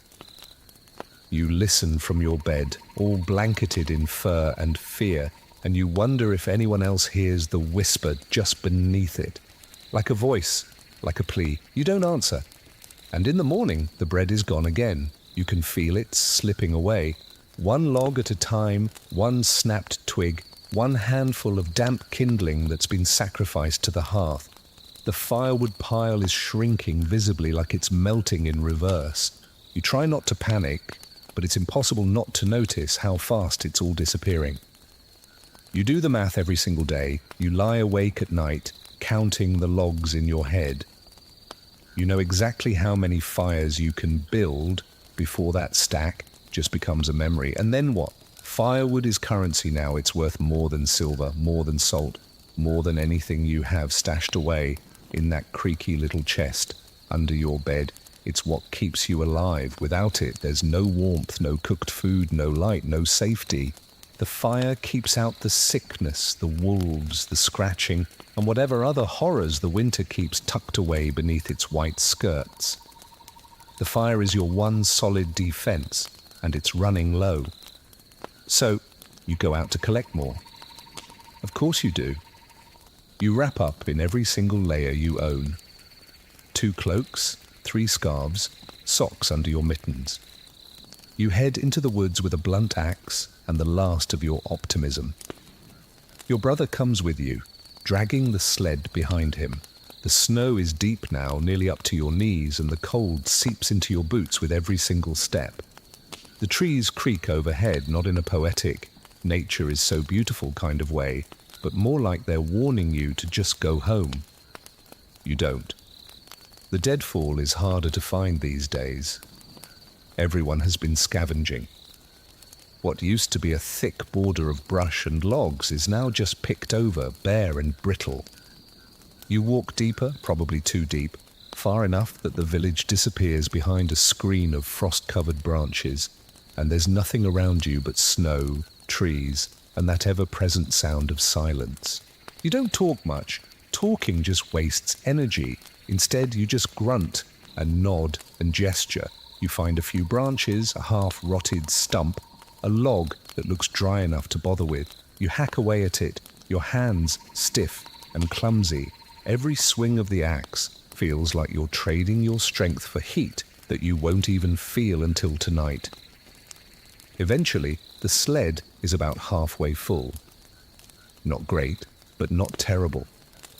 You load on one last limb, and then you pause to catch your breath. Your brother is staring off into the trees, his brow furrowed.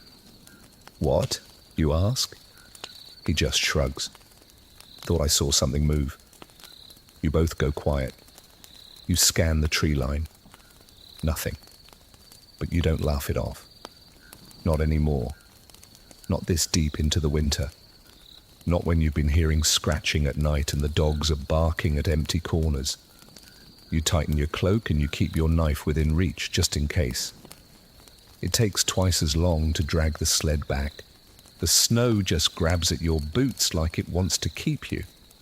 Your hands burn from the cold, and then they go numb, which is even worse.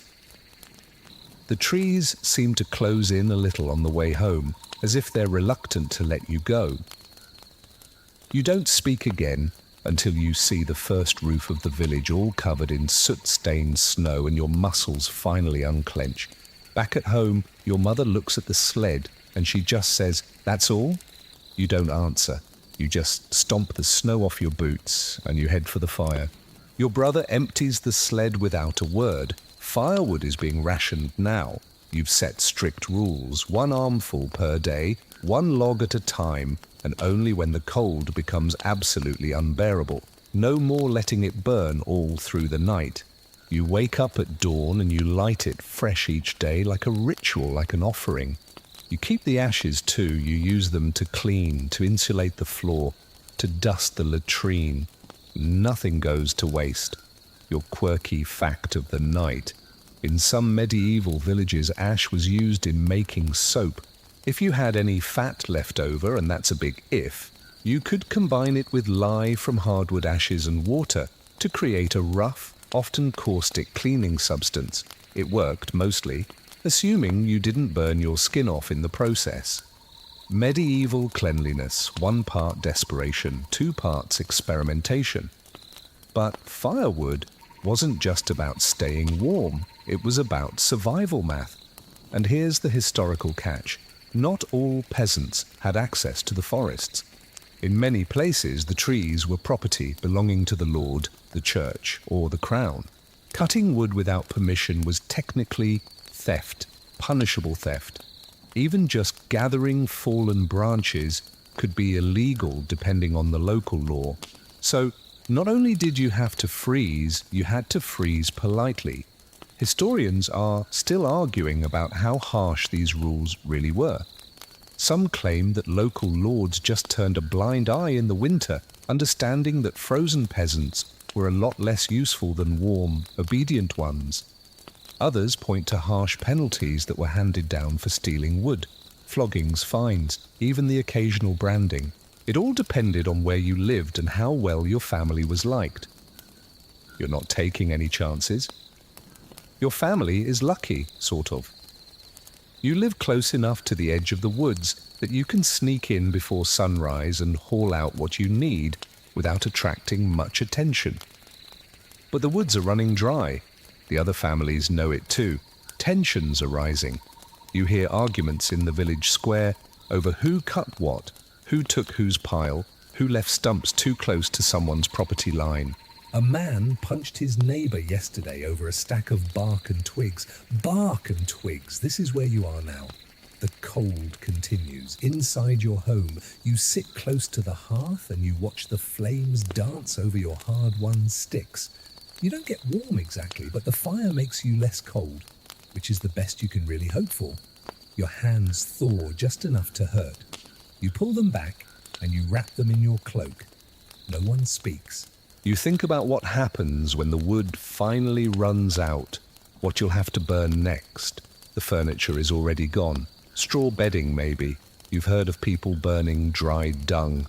That's probably coming soon. Or peat, if you can dig it out from under the frozen ground. You wonder what snow would burn like if it could. You wonder if anyone's ever tried. That night, you sleep close to the fire again, too close. Your blanket starts to smoulder at the edge, and your brother wakes you up with a shout. You stamp it out and you spend the rest of the night shivering. No one yells, no one blames. It's just winter. It takes what it wants, even when you offer it everything. And still, the woodpile gets smaller. Somehow, in the middle of this long, frozen crawl through the winter, someone decides it's a good time to get married. You don't know whether to laugh or to cry. A wedding now. When the river is frozen solid, the pigs are coughing louder than your uncle, and half the village is living on mashed turnips and hope. It's a bold choice, or possibly a deeply delusional one. Either way, it's happening. It's Edith, the blacksmith's daughter, and Tomlin, the cooper's apprentice. The one with the unusually large ears and that permanent look of mild confusion. No one really saw it coming. They'd barely spoken all summer, but now, in the dead of January, they're suddenly betrothed and planning to tie the knot next week. You suppose that desperation does strange things to people. Maybe this is love. Maybe it's about combining their firewood supplies. Honestly, same difference. The announcement causes a minor stir, mostly because it gives people something to talk about that isn't death, sickness, or how many days of food they have left. A wedding means bread. A wedding means ale. A wedding means, however briefly, pretending that things are normal. And normal is a rare luxury these days. The preparations are modest, extremely modest. There's no money for finery or musicians or elaborate feasts. Edith's dress is made of dyed wool, probably her mother's old one, let out at the seams and patched at the hem. Tomlin is borrowing boots from the Reeves' son, which means he'll spend the whole ceremony walking like a man in someone else's legs. But no one minds. In fact, there's a quiet sort of joy about the whole thing. Like everyone's just relieved to be reminded that people do still fall in love, or at least agree to tolerate each other through multiple winters. You're asked to help gather greenery for the ceremony. Sprigs of holly, some evergreen boughs, anything that's vaguely festive.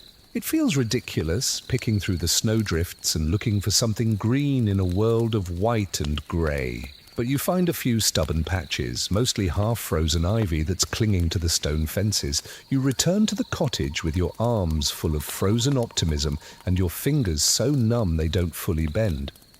The wedding takes place in the chapel, naturally. There's barely enough room for everyone, but the fire is lit, and the candlelight flickers warmly against the stone walls.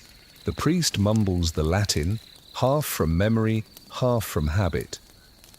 You suspect he's as surprised as anyone to be officiating a winter wedding instead of a funeral.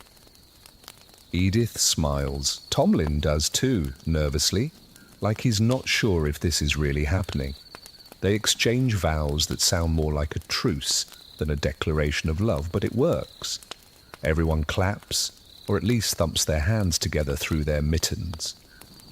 You catch yourself smiling without even meaning to. After the ceremony, there's a gathering at the blacksmith's house.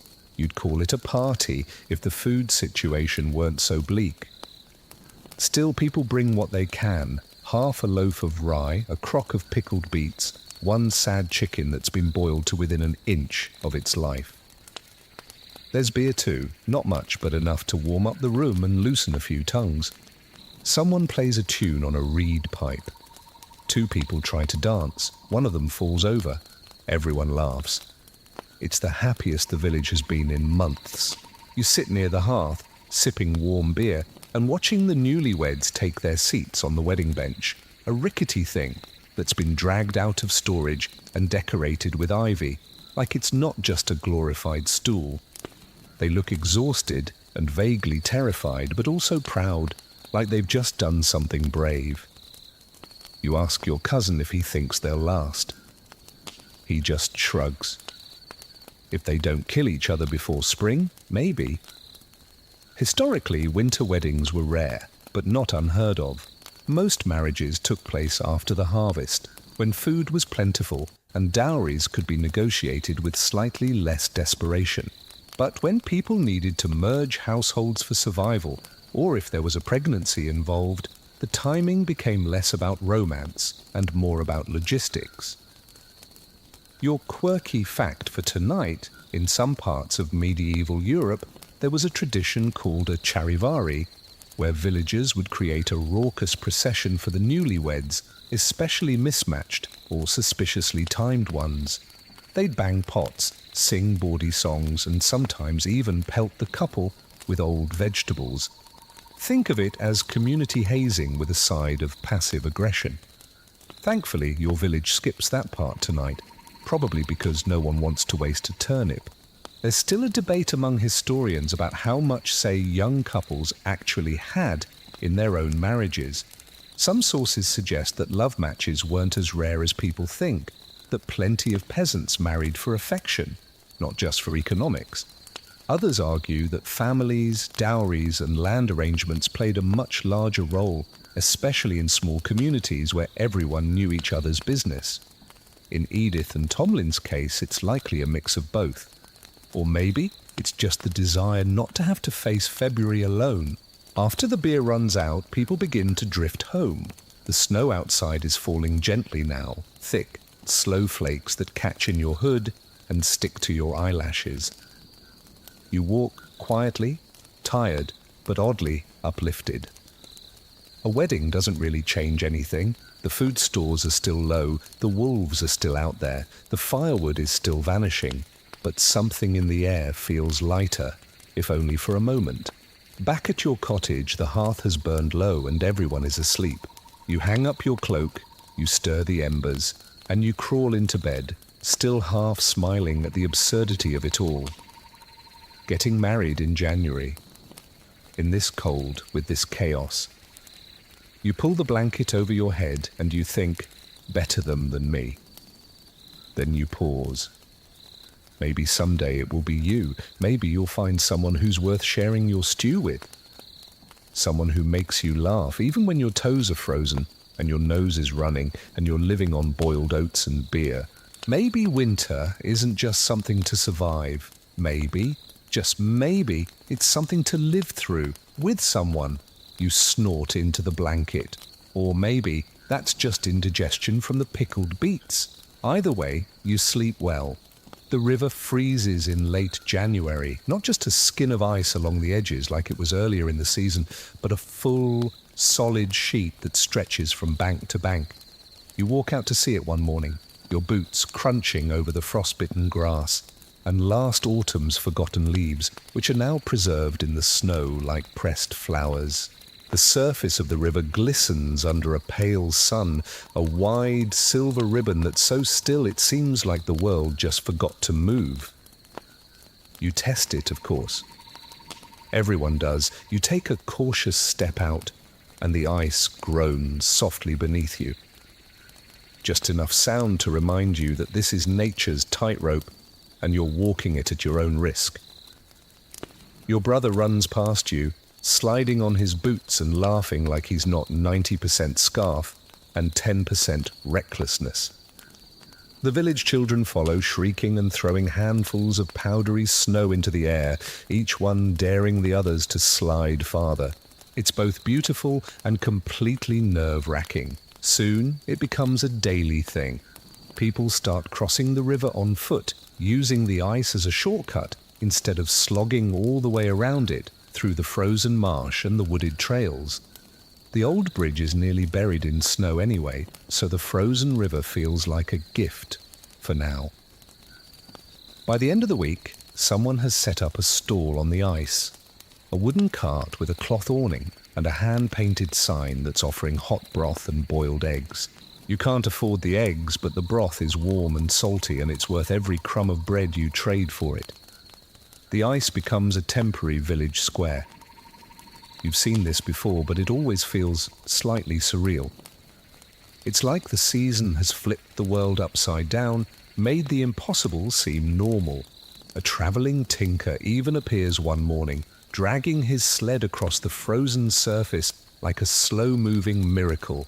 He's selling needles, ribbons, and a tiny tin whistle that your sister begs for until your mother gives in. He says he's headed south as soon as the roads thaw, which, given the state of things, sounds like he'll be living here permanently. Someone decides to hold a race, boys and girls, teenagers mostly, sliding across the ice in their socks, shouting and flailing and crashing into each other. You watch from the bank with your arms crossed, trying not to smile. Your cousin wipes out spectacularly and loses a mitten. It's gone in seconds, just swallowed by the snow and the laughter. The whole thing feels festive. For the first time in weeks, people are looking up, they're talking, they're laughing. You see neighbours you haven't glimpsed since before the solstice. They bring flasks of weak cider and stories that feel warmer than any blanket. The old men sit on crates near the edge, telling tales of the year the river froze so thick they danced on it under the moonlight. You don't believe that part, but it's a good story. Historically, frozen rivers weren't just an inconvenience, they were opportunities. In cities, especially along major waterways like the Thames, frozen stretches would turn into literal frost fairs, with vendors, games, and even temporary inns set up right on the ice. In the villages it was simpler, but no less remarkable. A frozen river meant easier trade, faster travel, and crucially, a place for people to gather in the bleakest stretch of the winter.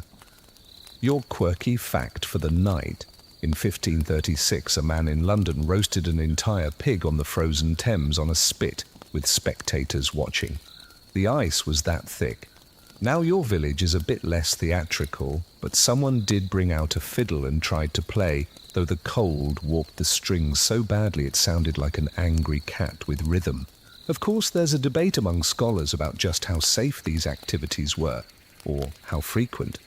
Some claim that people treated frozen rivers like highways, using them regularly and efficiently. Others argue that they were a last resort, used only during the worst winters when other routes were impossible. What's clear, though, is that when the ice came, it created an entirely new kind of community, one that was balanced on top of a slippery, cracking floor. You're not foolish, though. You keep your ears open for that sound. The one that's like a sigh or a moan coming from beneath the ice. When you hear it, your stomach tightens.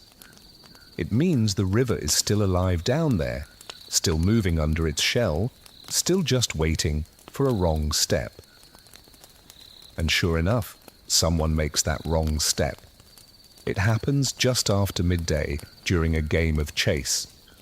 A boy, Jacob, the baker's nephew, runs too close to the centre.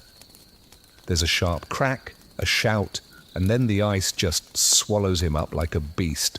It happens so fast. 1 second he's there and the next there's just a hole and everyone is screaming.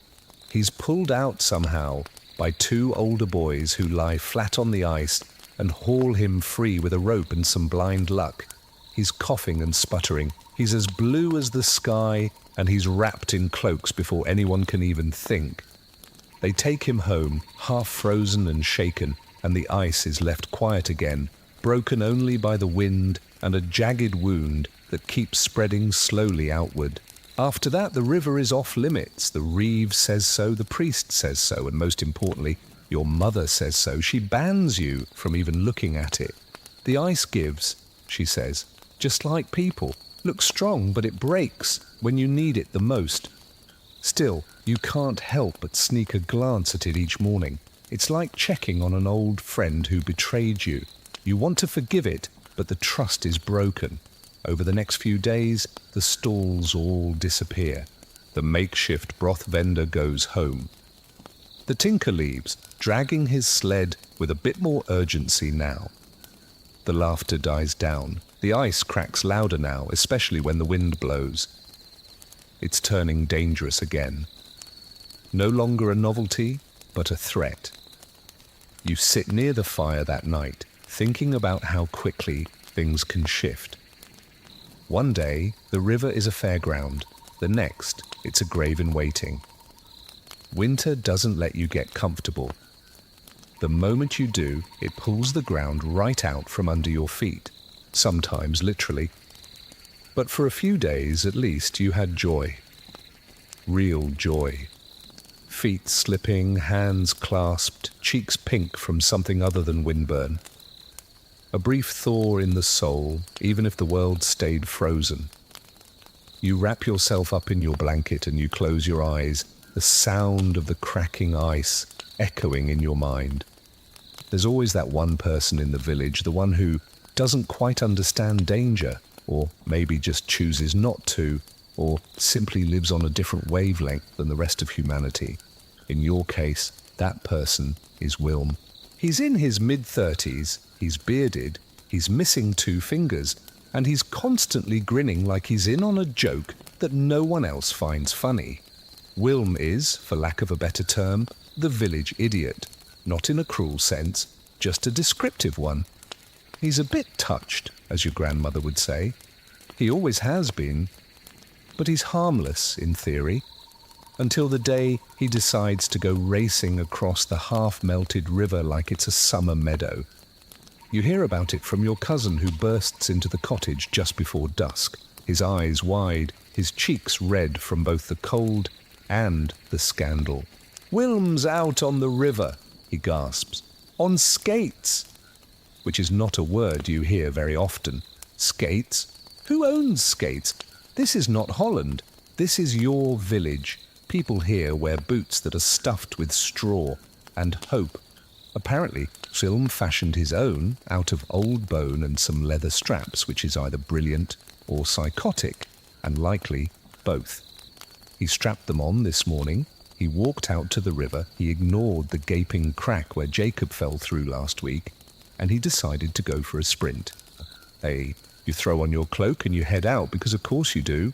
The entire village is gathering along the bank like it's market day. Word travels a lot faster when someone is being stupid in public. You join the crowd and you peer out across the ice, and sure enough, there he is, Wilm, skating poorly. He's wobbling like a goat on stilts, his arms are flailing, and his scarf is trailing behind him like a flag of impending disaster. He's grinning wildly, his cheeks are pink, and he's shouting something incomprehensible every few seconds. It might be, "I'm a bird," or "The wind is my wife." No one knows. No one wants to know. The villagers are split. Half of them are shouting at him to come back. The other half are just watching, their mouths slightly open, caught somewhere between awe and horror. Your uncle is taking bets on how far he'll get before he plunges into the icy depths. Someone offers 3 coppers on mid-river. You're standing next to your mother, who is muttering a furious string of prayers, curses, and preventative spells. "That man is going to die," she says, "and then he'll haunt us for being too polite to stop him."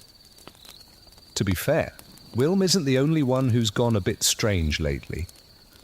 Everyone is showing the signs. Winter does that to you. You see things out of the corner of your eye that aren't really there. You start whispering to your soup. Your aunt spent an entire afternoon sewing buttons onto a sock, just in case it wants to be a glove someday. No one questions it. The cold just wears on your mind, and Wilm's mind, which was already hanging on by a thread, has clearly snapped it and used it to lace up a pair of bone skates. He picks up speed, or something vaguely resembling speed, and he glides down the river, his arms outstretched like he thinks he's flying. He hits a rough patch of snow and nearly topples. Then he recovers with a triumphant yell that sounds like, "Winter loves me." You're not so sure. Then comes the inevitable. He makes it about halfway across before the ice groans loudly beneath him. Everyone goes silent. It's like the whole village just inhales at once. You watch as he slows, he looks down, and then, because he's Wilm, he jumps, you scream, the villagers scream, and the ice, miraculously, does not break. He lands, he stumbles, and somehow he keeps on skating, now laughing so hard he nearly falls over anyway. A maniacal whoop echoes across the trees. Someone claps, someone else faints. You just want to throw a snowball at his head. Eventually, he makes it back to the bank, flushed and triumphant, his skates all caked in snow, his beard rimed with frost. "The river is strong today," he announces, his arms wide like a preacher. "She sings beneath my feet." Your grandmother, standing behind you, just mutters, "She'll sing louder when she drags you under." Historically, bone skates were real. People in Northern Europe would use sharpened animal bones that were strapped to their boots to glide across frozen rivers and lakes as early as the 9th century. It wasn't exactly figure skating, but it worked, especially for messengers, hunters, or apparently madmen with nothing left to lose. In some places, entire communities learned to skate before they could even walk straight. Your village is not one of those places, your quirky fact for the night. In medieval Finland, children would learn to skate on the frozen lakes using poles and bone skates, propelling themselves along like awkward Viking gondoliers. It was both transportation and a sport, a practical skill that occasionally saved lives, or ended them if you weren't paying attention to the cracks in the ice. There's a scholarly debate about how widespread this practice really was. Some say it was just localized to the colder, flatter regions with predictable winters. Others argue that it was more common than we realize, just lost to time, because no one thought to record idiots skating on dangerous ice as significant historical data. You're inclined to agree with the latter, given the scene you just witnessed. After Wilm's performance, the villagers slowly disperse, some of them shaking their heads, others oddly inspired. "He's touched," someone says. "Yeah, but he's free." You're not sure what that means. Maybe it means you have to be half mad to survive this season. Maybe it means you're the one who's crazy for just watching and not joining in. Back at home, your father tells the story like it's a legend already. He adds details that definitely didn't happen. He says that Wilm did a backflip. He says the ice sparkled like glass. He says he saw the Virgin Mary in the sky, right over the river. You're too tired to argue. Let them have their myths. That night, you lie in bed staring up at the ceiling, wondering what kind of person decides to just dance on death like that. Maybe it's someone who has lost enough to be brave. Maybe it's someone who understands that fear only gets you so far before it just becomes another kind of cage. Maybe, come spring, you'll try skating. Just closer to the shore, you head to the monastery because you're out of options. Or maybe you're just out of patience. It's not far from the village, perched up on the hill like some kind of judgmental owl that's been made out of stone. You see it nearly every day. Its little bell tower poking out above the trees, its roof all covered in frost like powdered sugar. It always looks so serene from a distance. Clean, still, peaceful, in a way that makes you wonder what they know that you don't. Plus you hear they have better food. That part is absolutely true. The monks grow their own vegetables in a walled garden that somehow still produces things this time of year. Cabbage mostly, and those pale winter carrots that look like they've died of embarrassment.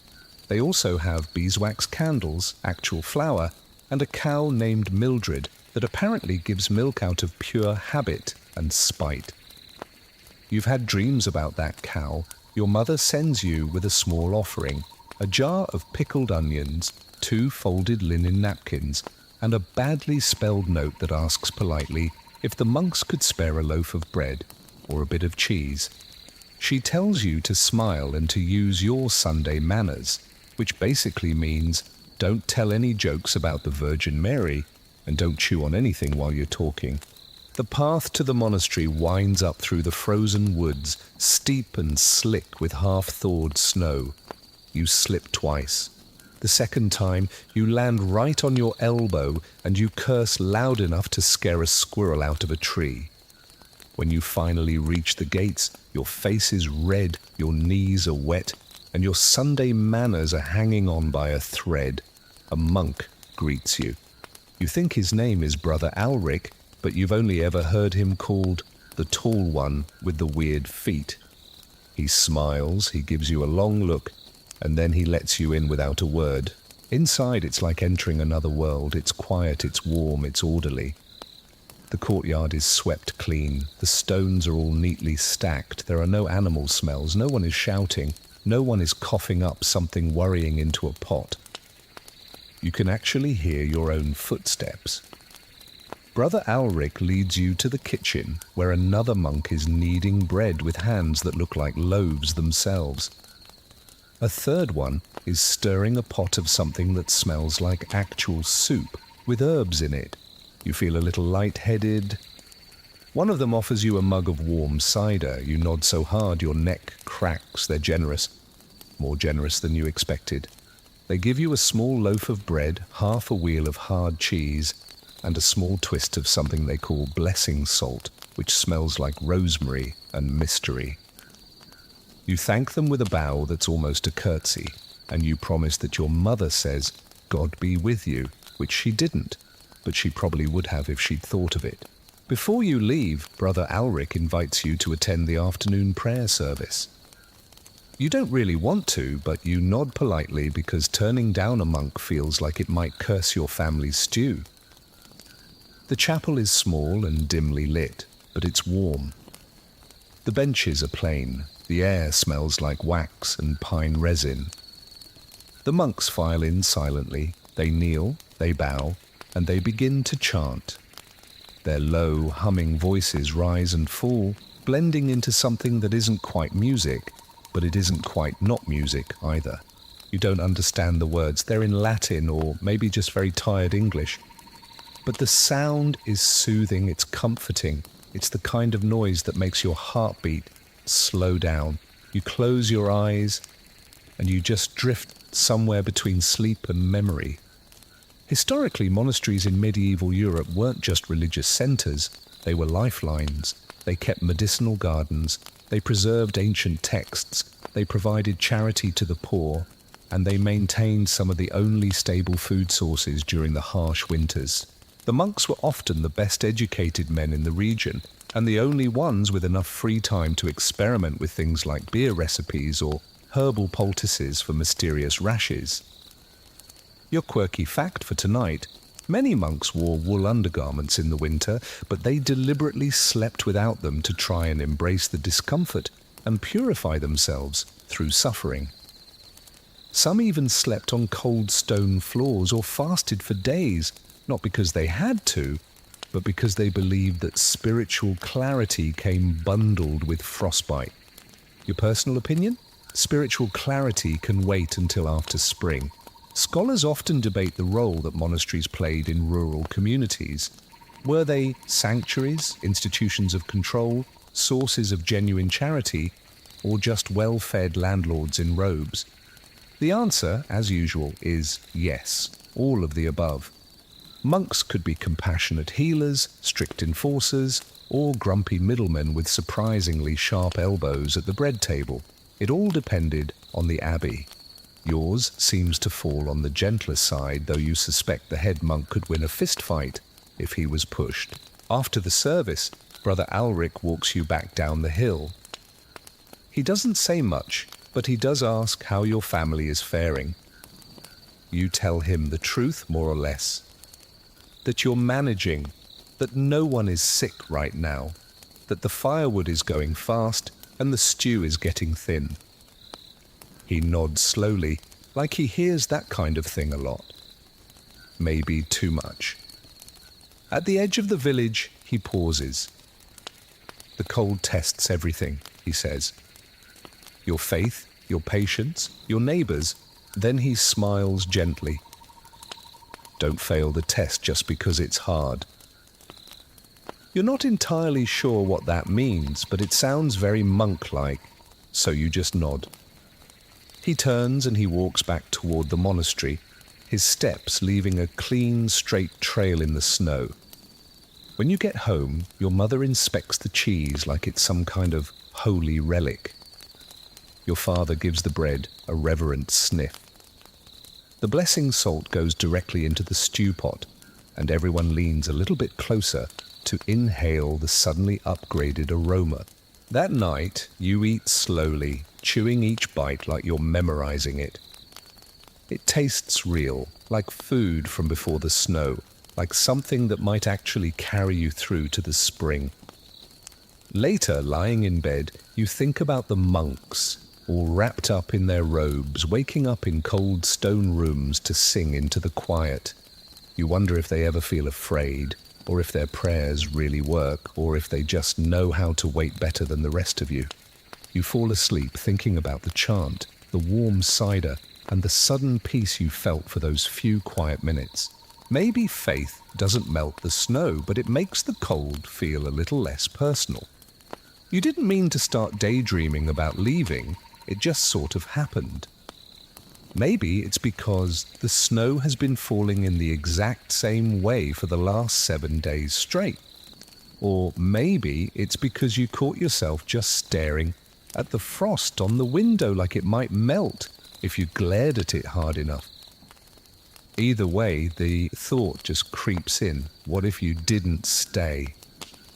At first, it's just an idle fantasy. It's harmless.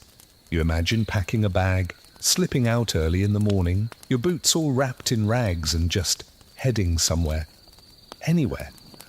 Maybe south, where the winters are gentler and the snow doesn't pile up like it's trying to bury you alive. You imagine a town with market stalls and warm bread and stone buildings that don't creak every time the wind sighs. You imagine a fire that burns without any rationing, a bed without any straw, soup with more than one vegetable in it. You don't tell anyone about these thoughts, of course. They just laugh, or worse, they take it seriously and think you are losing your grip. Everyone fantasizes during the winter. It's a shared illusion, it's part of survival. Some people dream of feasts, others dream of fields. You apparently dream of escape. The turning point is small, as it always is. One morning, you find yourself staring out over the ridge near the pasture, gazing down at the old trade road that's buried beneath feet of snow. You squint, and you swear you can see tracks. Faint grooves that are disappearing into the woods. Cart tracks, maybe, or a traveller just passing through, someone going somewhere. You start asking questions casually to your cousin, your uncle, anyone who might not think twice about it. What's south of here? How far is it to the next village? Does anyone trade in the winter? What's the road like after the thaw? No one gives you a straight answer, just shrugs and grunts, and a couple of vague directions that involve dead trees and rocks that are shaped like pigs. Your grandmother overhears, and she gives you a look that freezes your blood more than the wind ever could. Don't go looking for life where the ground hasn't warmed yet, she says. Nothing grows from frozen footsteps. You pretend not to understand. She pretends not to know what you're thinking. Historically, peasants didn't travel much.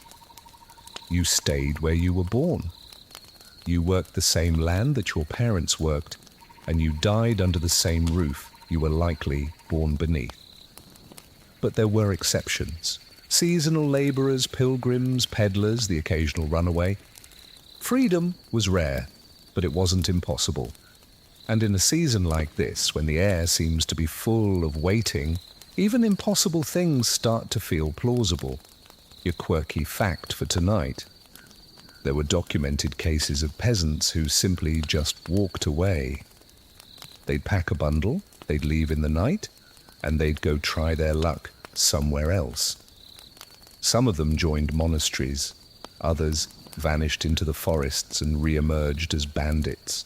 A few made it to the cities where they changed their names and tried to pass as something other than what they were. It didn't always work, but when the snow has pinned you in place for too long, even a bad idea starts to feel like a lifeline. The scholars debate how realistic these escapes really were. Some argue that the strict feudal laws made movement nearly impossible without permission from your lord. Others say that the enforcement of those laws was inconsistent and that people found ways to just vanish into the landscape, especially during chaotic times. Plagues, famines, wars, times not unlike right now. You don't pack a bag, not yet. But you start taking longer walks. You make up excuses to go check the traps near the tree line. You collect firewood farther away than you need to. You memorize landmarks, a crooked birch tree, a fallen log that's shaped like a curled hand.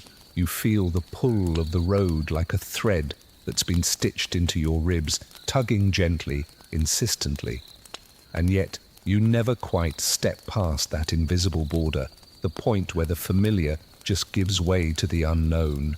You reach it, you stare past it, you feel your foot just hover over the threshold, and then you turn back every single time. Not because you're scared, or maybe because you are scared, but not of what's out there. You're scared of leaving behind the little that you do know, the fire, the stew, your sister's snoring, your father's bad jokes, the goat that thinks it's a dog. What if you leave and things get better the very next day? What if you miss the thaw by just one sunrise? The village doesn't notice your restlessness, or, if it does, it pretends not to. That's how winter works.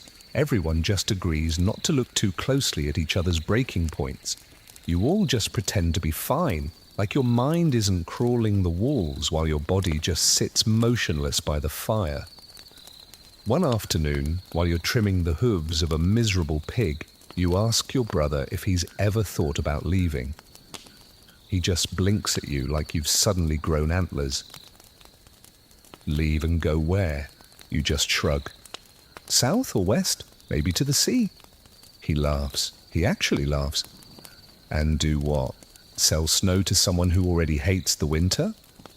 You grin, but it fades quickly. He doesn't get it. Or maybe he does, but he's just better at ignoring it. That night you dream of walking, not running. Just walking, slow and steady, through snow that gradually melts with every single step, revealing green grass beneath it. In the dream you don't know where you're going, but you're warm, you're light, you're unburdened. Then you wake up, and your breath fogs in the air, and your blanket has slipped off, and your feet are cold again. You sigh, you roll over, and you pull the blanket tighter. You're still here, for now. You hear it in the pantry first. A tiny, rhythmic rustling. A sound that wouldn't even matter in the summer when there's plenty of noise and food to spare. But now, in this pin-drop, quiet season of rationed meals and careful counting, it might as well be a war drum.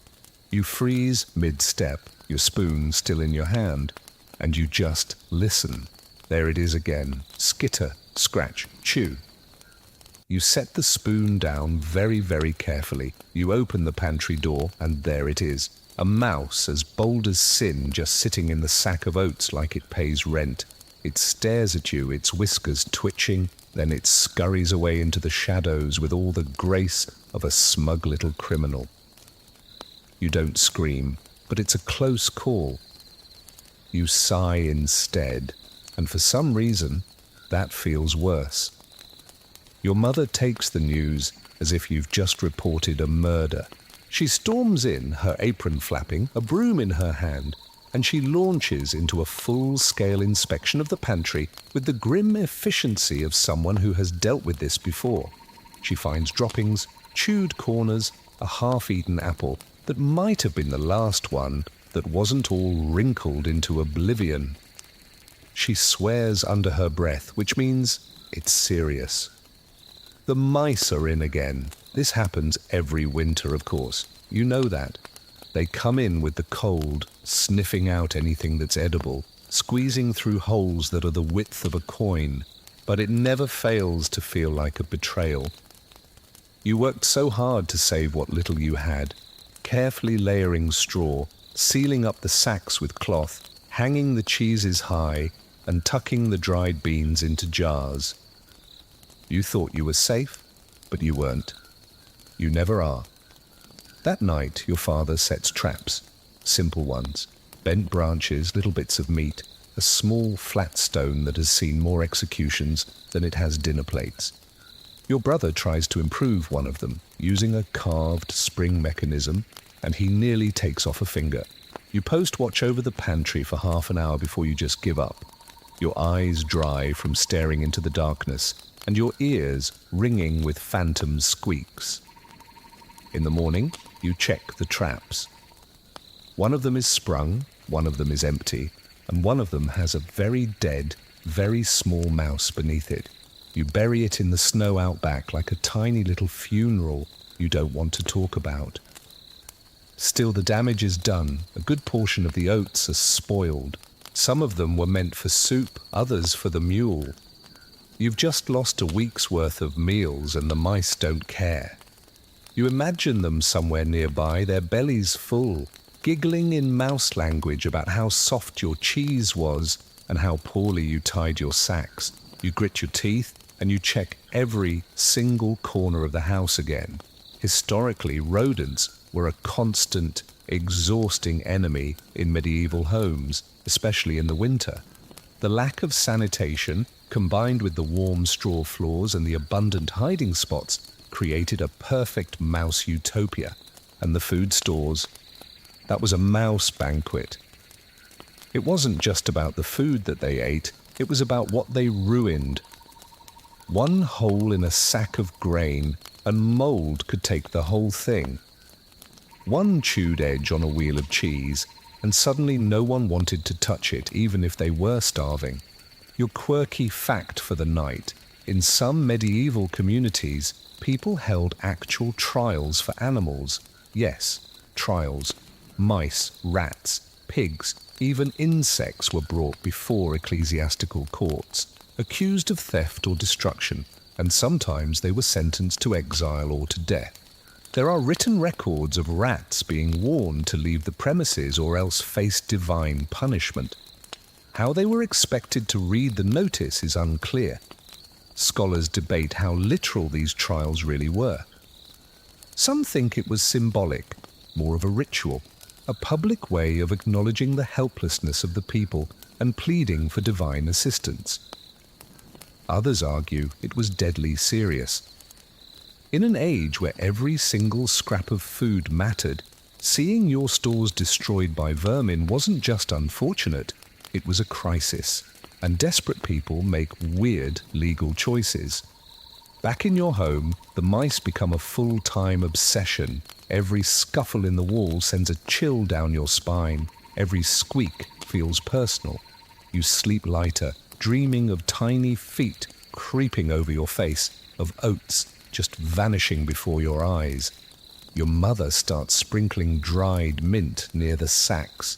Your grandmother swears by burning rosemary ash. Your sister carves a small wooden cat, and she puts it in the pantry like some kind of decoy guardian. It doesn't work, but you keep it there anyway.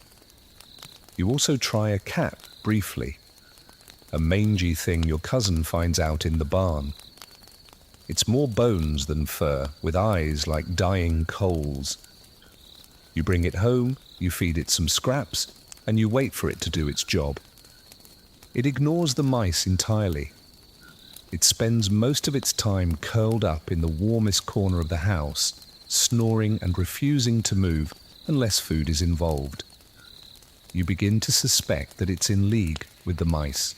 Maybe they have a deal. Eventually you adapt, you store the food differently, you sleep with one ear open, you wrap the cheese in double layers of cloth, and you hang it higher than before, and grudgingly, you let the mice take what they will. A little, not everything. You begin to think of it as a tax. They steal from you the way the tithe collector does, just enough to remind you of who's really in charge. Some days you almost respect them.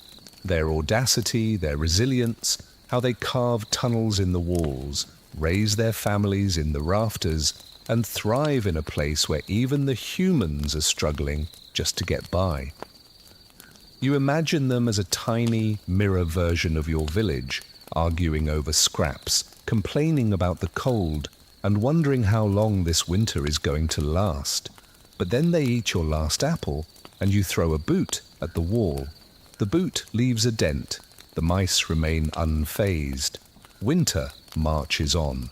You've forgotten what a real celebration feels like, what it means to look forward to something rather than just surviving it.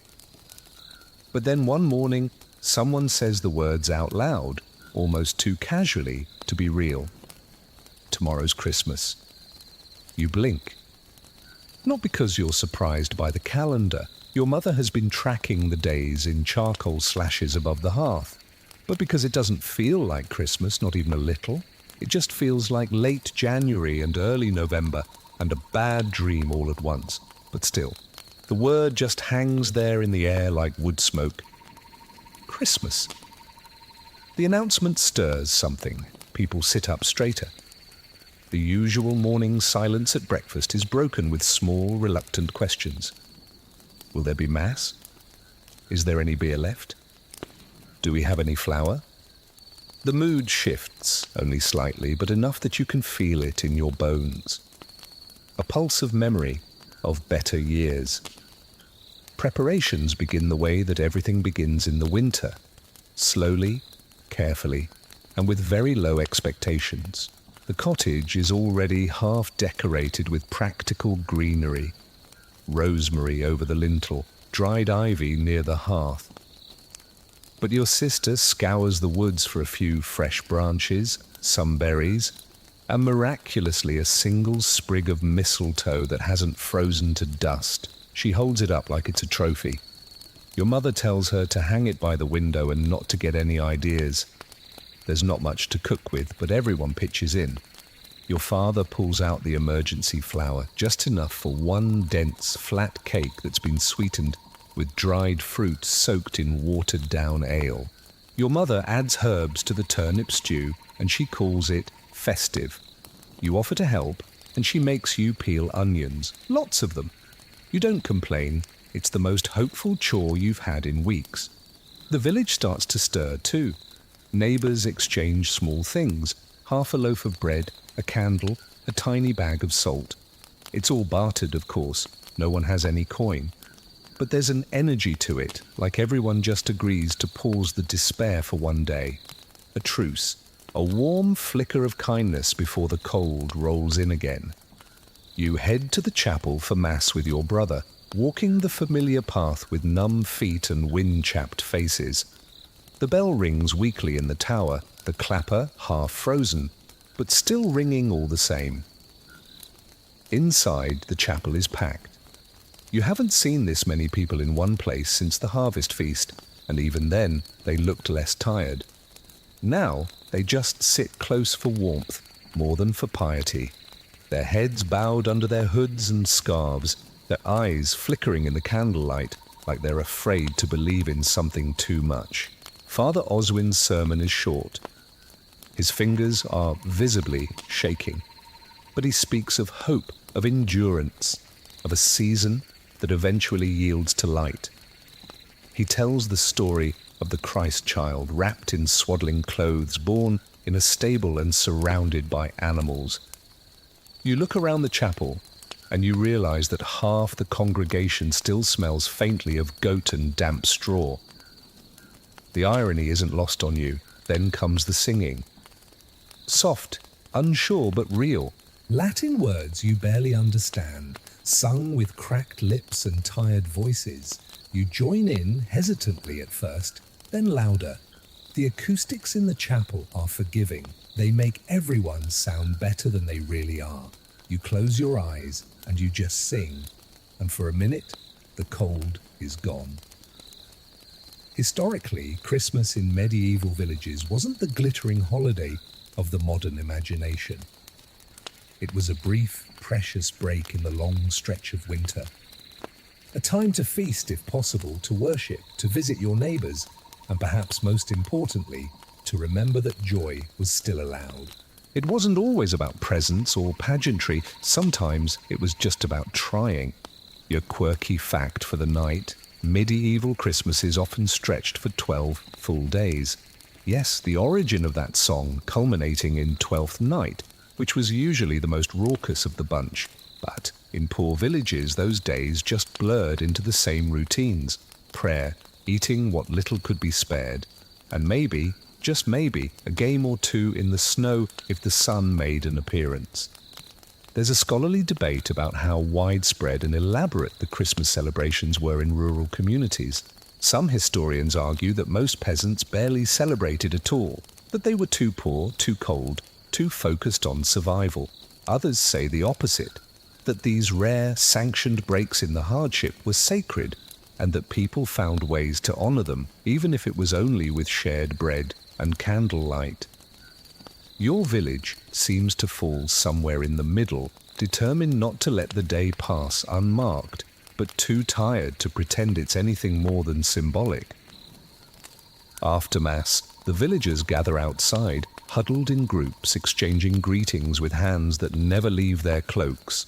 Someone starts passing around a bottle of something strong and questionably legal. You take a sip when it comes your way. It tastes like fire and regret, but it warms you from the inside out. Someone starts singing a secular tune, a drinking song with questionable rhymes, and your brother joins in, off-key and grinning. For the first time in what feels like a century, people are laughing. Back at home, the feast is laid out.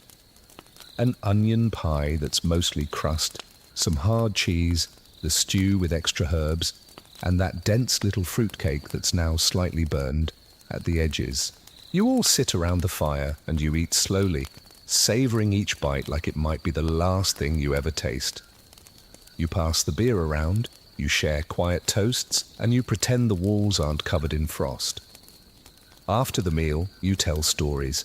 Not ghost stories, no one needs those right now, but old tales, the kind with knights and giants and magic swords.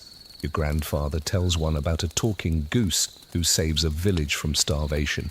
It makes no sense, but everyone listens like it's gospel.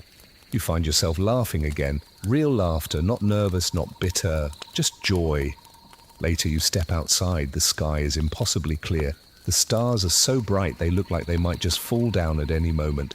You can see your breath in front of you, curling in soft tendrils, and you let it rise up into the cold night. Somewhere in the distance, you hear a dog bark. Somewhere else, a baby cries. But mostly there's just stillness.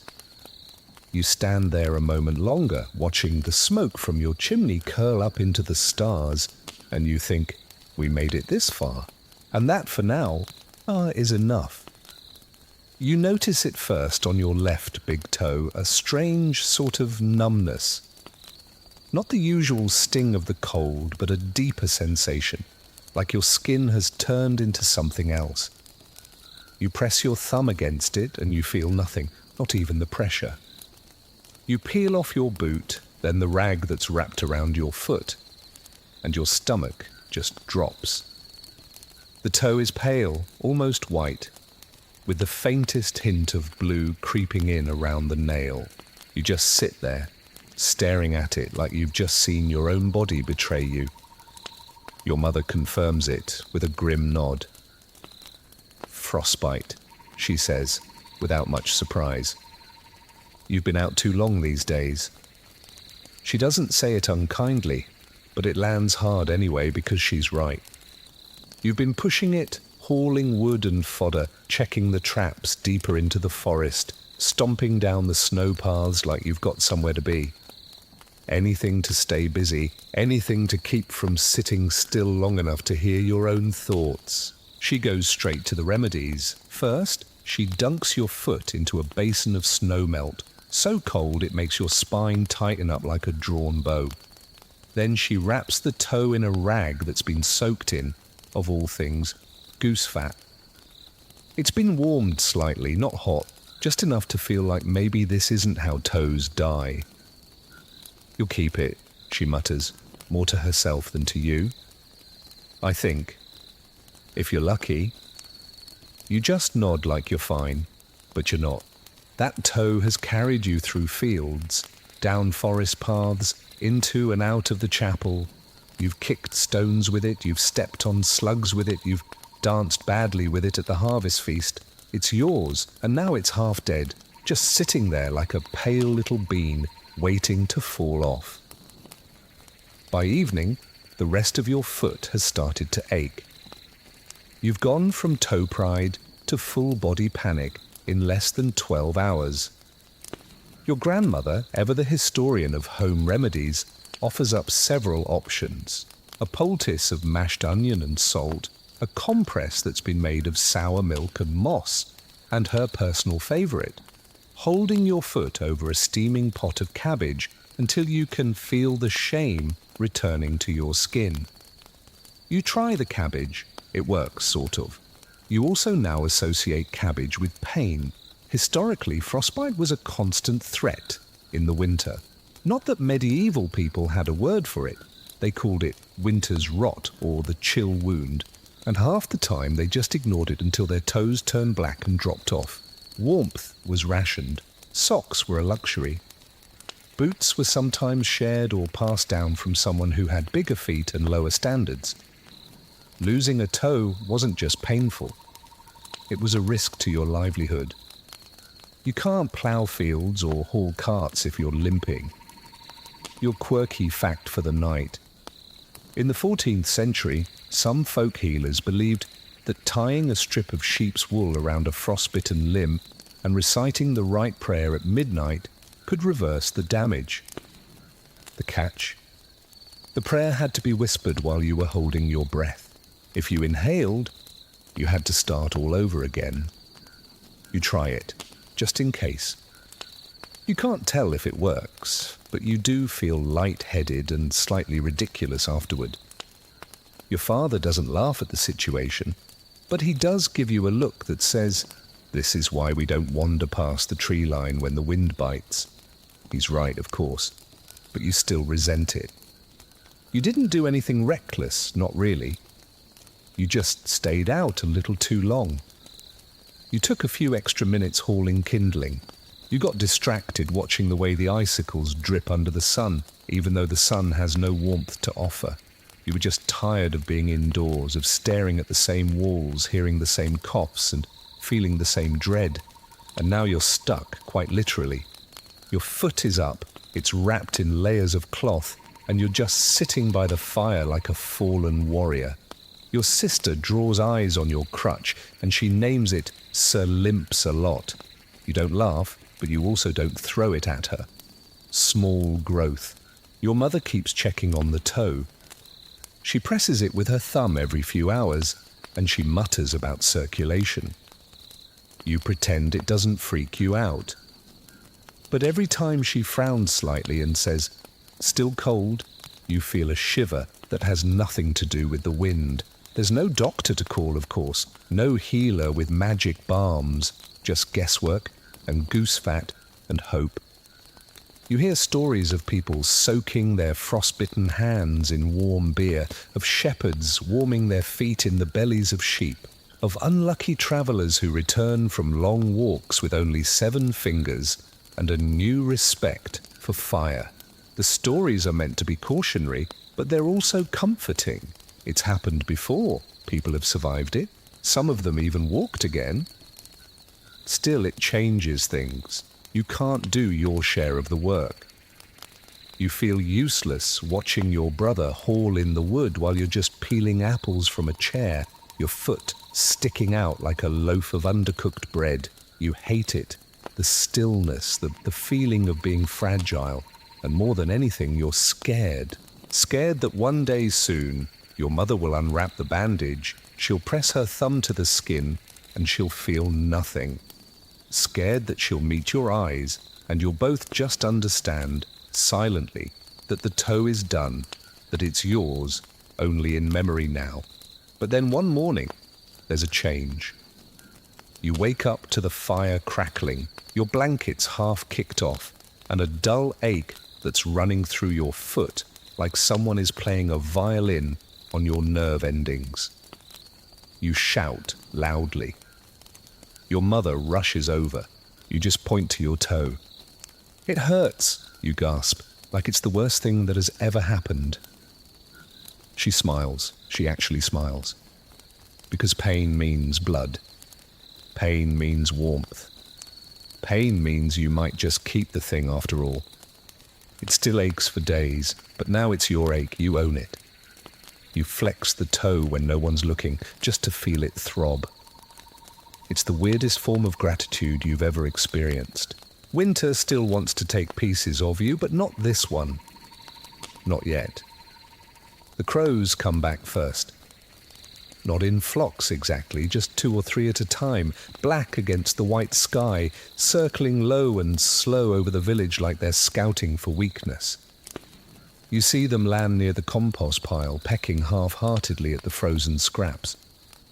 You watch one hop onto a fence post and tilt its head at you, all smug and glossy. They've been gone for weeks. Birds just vanish when things get really bad. Their return could be a sign of hope, or something else. The animals can tell before you do. The goat is louder than usual. The chickens are scratching more aggressively at their pen. Even the pig, what's left of him, is grumbling in a way that sounds less like hunger and more like a warning. Your father says the sky smells wrong. Your sister says she dreamed of wolves. Then, on a morning that's so grey, it feels more like an unfinished night. The wind changes. Not in temperature, you've stopped pretending it'll ever feel warm again, but in its shape. It hisses now. It moves around the corners differently. It drags smells with it. Burned wood, pine sap, and something else. Something sour and unnatural. You sense it before you see it. Everyone does. A strange hush falls over the village, one of those silences that's too complete to be accidental. People glance at the horizon like they're waiting for something to appear. And then it does. Smoke. A thin ribbon of it, curling up beyond the southern trees. It's not from your village. You'd know if someone were being careless with their hearth or burning waste out of desperation. No, this is distant. It's controlled. It's intentional. A fire from somewhere else. A cooking fire, maybe. Or maybe something worse. You don't like that you can't tell. By mid-morning, 3 men ride into the village. Ride, as in on horses. Tall ones with worn saddles and real bridles, and blankets that haven't been chewed to shreds. The horses are tired, but they're the healthiest animals you've seen in months. The riders are wearing layered cloaks of wool and leather, stained but sturdy. They look clean, like they've been indoors recently.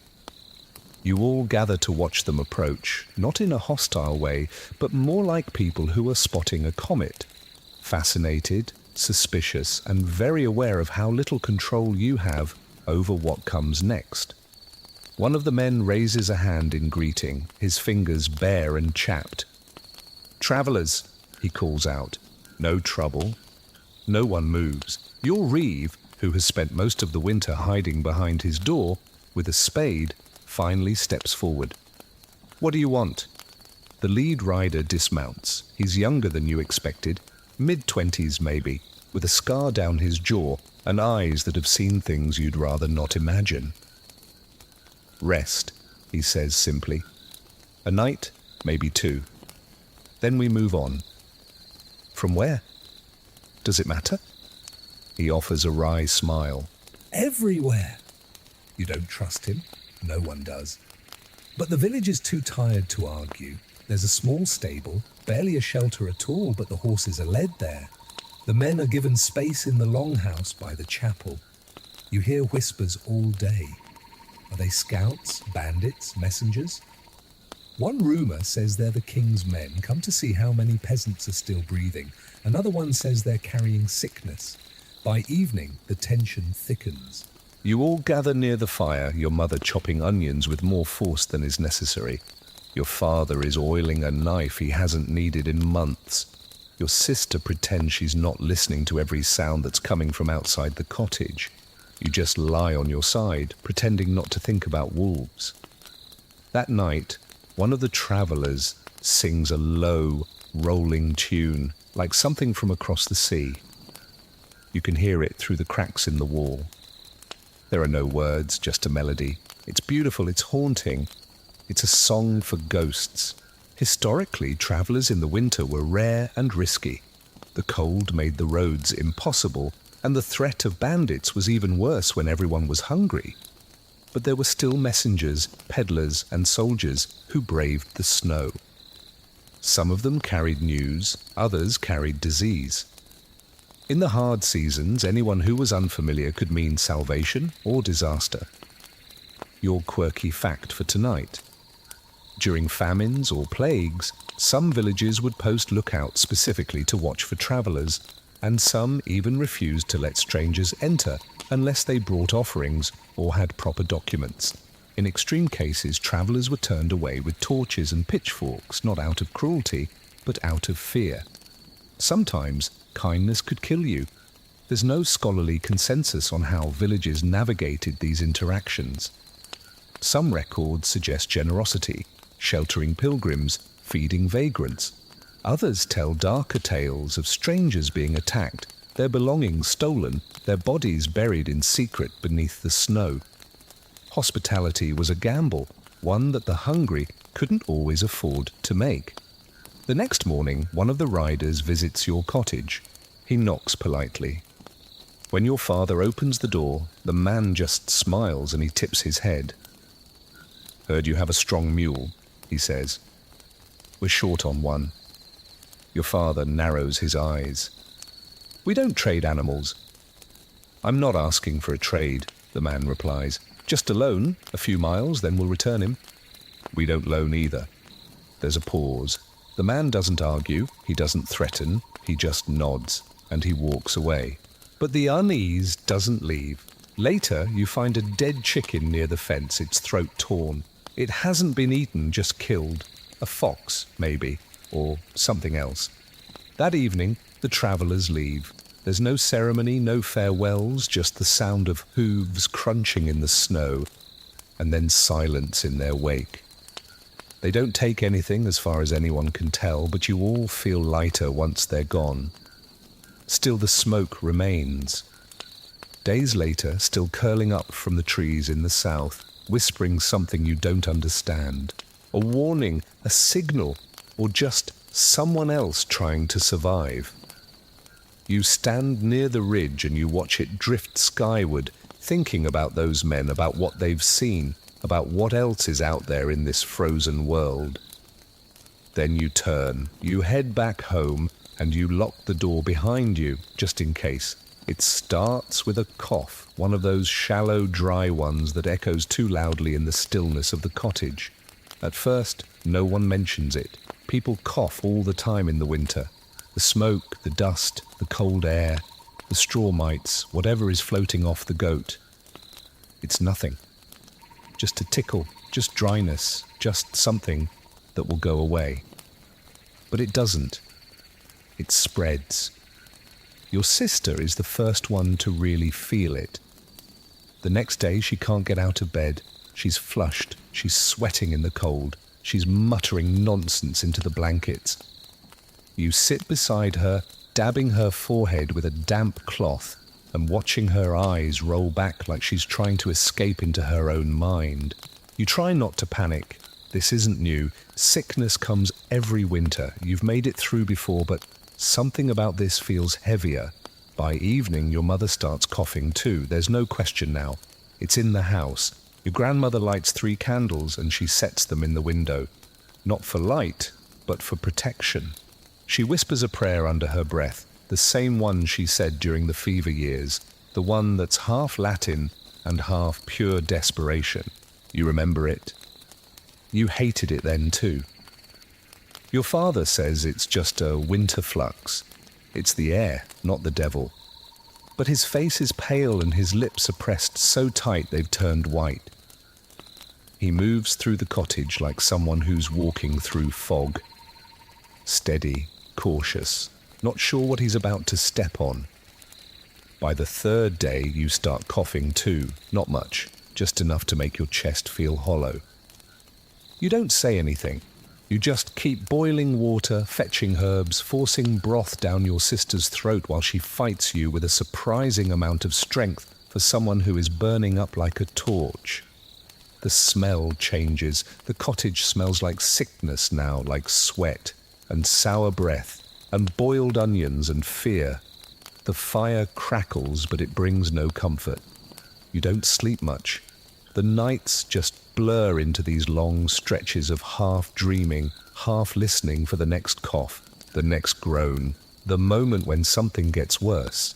And things do get worse. Your sister starts hallucinating. She reaches out for invisible people. She talks to your dead aunt. She laughs at shadows. Once, she just screams, just once, in the middle of the night. It's the worst sound you've ever heard. It's sharp, it's high, it's inhuman. After that, she just sleeps. You can't tell if it's a good sleep or just her body giving up on being awake. Historically, illness in the winter was as inevitable as the snow. The cold weakened the immune system. The smoke-filled homes closed off the ventilation, and people slept close. They breathed the same air. They coughed into the same bedding. A mild sickness could turn deadly in a matter of days. There were no antibiotics, no real medicine, just steam, herbs, prayers, and luck. Your quirky fact for the night: medieval people believed in something called miasma, or bad air that carried illness. To ward it off, they would hang fragrant herbs from the rafters, rosemary, lavender, even garlic tied up in braids. Some people carried pomanders, which were little balls of scented wax or spice-stuffed fabric. Others would hold bits of ambergris or camphor in their mouths, believing that it purified their breath. You'd try it if you had anything to spare. The village responds the way it always does, with wary glances and a widening perimeter. No one comes to your door. No one brings broth or help. That's not cruelty, it's just survival. They've seen what happens when you get too close to a sick household. They've seen whole families just vanish over the course of one winter. Still, you're not completely alone. The priest stops by once, dropping off a small jar of something from the monastery, a thick paste that smells like burned honey and mint. You're not sure if it's medicine or a dessert that's gone wrong, but you rub it on your sister's chest anyway. Her breathing seems to ease for a few hours, then the wheezing just returns. On the 6th day, your mother begins to shiver uncontrollably. You wrap her up in everything: cloaks, wool, blankets, but it doesn't help. Her skin is hot, but she just keeps saying that she's cold. Her eyes are glassy and she won't eat. You try to make her laugh, and she just stares at you, her mouth slightly open, like she doesn't even recognize you. You cry quietly that night, hiding it behind the firewood rack so no one will see you. You don't sob, you just let the tears slide down without any resistance, like they're melting. Then somehow, your sister starts to recover. It happens slowly. First, she stops mumbling. Then she drinks some water without choking. Then one morning, she asks if there's any bread, and you nearly drop the bowl. You run outside and you just shout into the cold, just to hear your own voice bounce back at you. Your mother follows a few days later. She's weaker, she's slower. Her cough is still deep and ragged, but she sits up, she sips broth. She tells you your hair looks ridiculous, which feels like a blessing.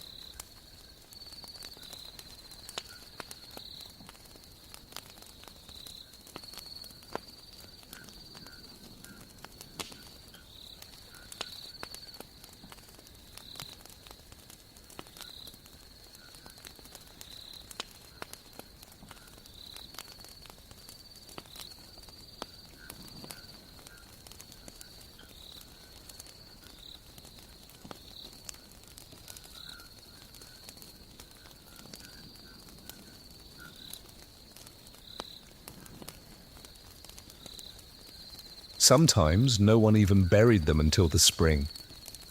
Your family survives somehow. The fever moves through like a ghost and then it just leaves, exhausted and unsatisfied. You come out on the other side, thinner, more tired, fragile but alive.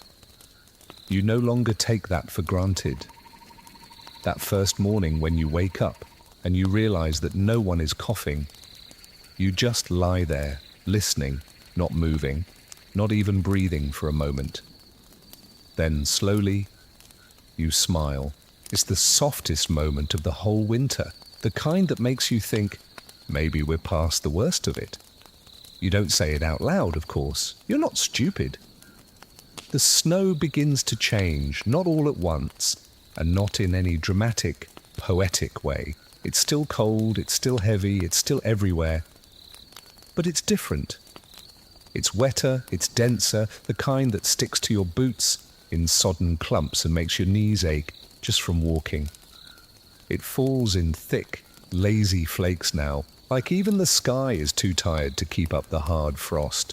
And when the wind blows, you hear something new. Dripping. Just a little. It's soft, it's infrequent, like a forgotten faucet somewhere up above the world has started to leak. You notice it first on the roof. A slow, steady rhythm of meltwater that's trickling off the thatch and pattering against the frozen earth. Then you notice it from the trees. The icicles, which were once frozen stiff and menacing, now glisten with beads of water that slowly stretch and then drop, one by one, into the snowbanks below. Each drip is a tiny little rebellion, a signal that winter might be loosening its grip. Your mother notices too. She doesn't say anything, but you catch her standing by the window longer than usual. She's holding a bowl of broth, cooling it for your sister, but she's not looking at it. She's watching the eaves, she's listening, her face is unreadable. Hope, maybe, or dread. Sometimes it's hard to tell the difference. Of course, everyone is talking about it. At the well, near the chapel, in whispered conversations by the fire. Do you think it's starting? Is the freeze breaking? Could it really be the thaw? The older villagers are skeptical. They've seen false springs before. A few days of softness, and then another snowstorm like a punishment for daring to hope. But even they have to admit that it feels different this time. The clouds are heavier, the wind is milder, and there's birdsong. You actually hear birdsong. It's faint, just a few chirps at dawn. You think you might be imagining it until your brother hears it too, and he nearly drops the kindling he's carrying. You both just look at each other, wide-eyed, like you've just seen a ghost wave hello. The animals notice first, naturally. They always do. The goat becomes restless, pacing in her pen, scraping her hooves at the ground, like she's digging for spring. The chickens squawk more loudly and they start pecking at the door when they think it's time to be let out. Even the pig, what's left of him after a long winter of tight rations, gives a little grunt that sounds suspiciously like enthusiasm. Then one morning, you see the earth. It's not much, just a patch. A muddy, soggy thumbprint of brown near the tree line, where the snow has melted just enough to reveal what lies beneath. Dead leaves, old grass, the remnants of something that once lived. You kneel down beside it, you press your hand into it, and you feel the cold seep into your skin. But it's earth, not snow, not ice. Earth. You don't realize how long you've been crouched there until your knees start to cramp. You stand up, you stretch, and you whisper, "It's starting." Just to yourself, just to the trees. Historically, the thaw was both a relief and a problem. Yes, it meant that winter was breaking, but it also meant mud and flooding and roofs collapsing from the weight of the melting snow. It meant roads turning into rivers and every hidden mess that the winter had tucked away. Rotting food, dead animals, forgotten garbage, suddenly coming back to the surface. The air would stink, the houses would leak. The joy of spring would arrive wearing a dirty, wet cloak of inconvenience. Your quirky fact for tonight. In some medieval communities, people would mark the first visible thaw with a small feast that they called Mud Day or Earth Fast. They'd gather together and they'd eat the last of the pickled vegetables, and then they'd just stomp around in the softened soil, just to feel something other than snow beneath their feet. Some of them even sang songs that were meant to wake up the worms, inviting them back to the fields. It sounds ridiculous until you've been frozen for 3 months. Then it sounds like religion. The debate among historians is whether these early signs of spring were seen as sacred or merely practical. For some, the thaw marked the end of Lent and the first steps toward Easter, a spiritual rebirth. For others, it just meant back-breaking labor, digging out ditches, mending fences, and patching roofs before the rains came. Spring wasn't a time for rest. It was a sprint that began before your legs had even fully thawed. You spend the next few days watching everything with suspicion.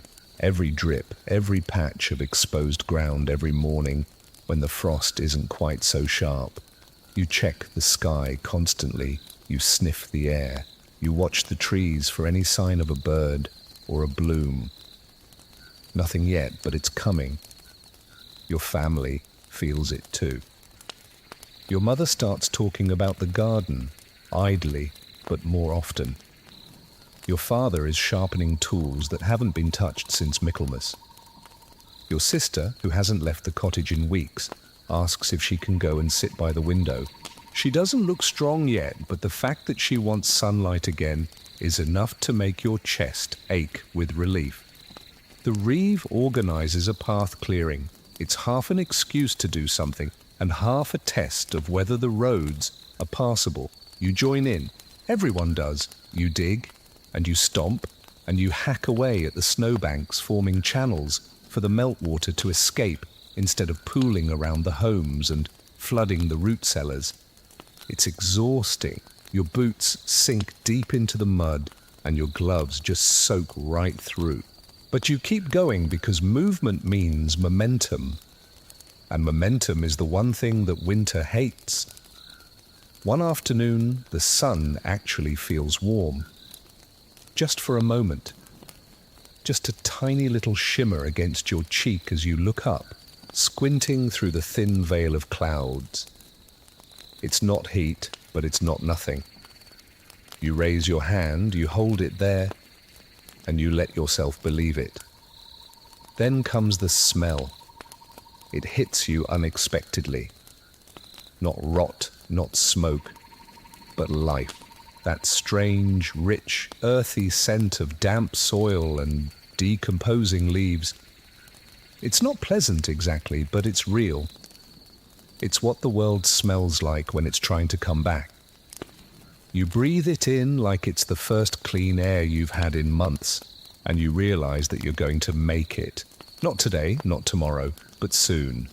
The snow won't win this year, not this time. You wake up to bird song, not the hesitant chirps from a few mornings ago, but a full-blown, unapologetic chorus. It's high-pitched, it's urgent, it's messy, it's loud. It's coming from somewhere just beyond the cottage, probably from the thicket where the brambles all huddle together like gossiping old men. You blink into the half-light, just listening. The sound feels like a mistake. It's too joyful, too alive, but it just keeps going. You smile before you even realize you're doing it. And then you hear water, actual running water. Not the slow drip of the melt or the gurgle of a thawing roof beam, but a proper stream. You bolt out of bed so fast your mother startles. She's sitting by the hearth, mending a torn sleeve, and she just watches you rush to the door like she's just remembered what it means to have children with working limbs. Outside, the world is changed. The snow isn't gone, not entirely, but it's cracked open like a shell. There are these great hunks of it that are collapsing into themselves, with dark soil yawning up from underneath, like it's been holding its breath all season. Patches of brown and green are peeking through the white, timid but real. The trees, which were once stiff and silent, are swaying slightly in the breeze. You can smell sap in the air. The stream, your stream, is running.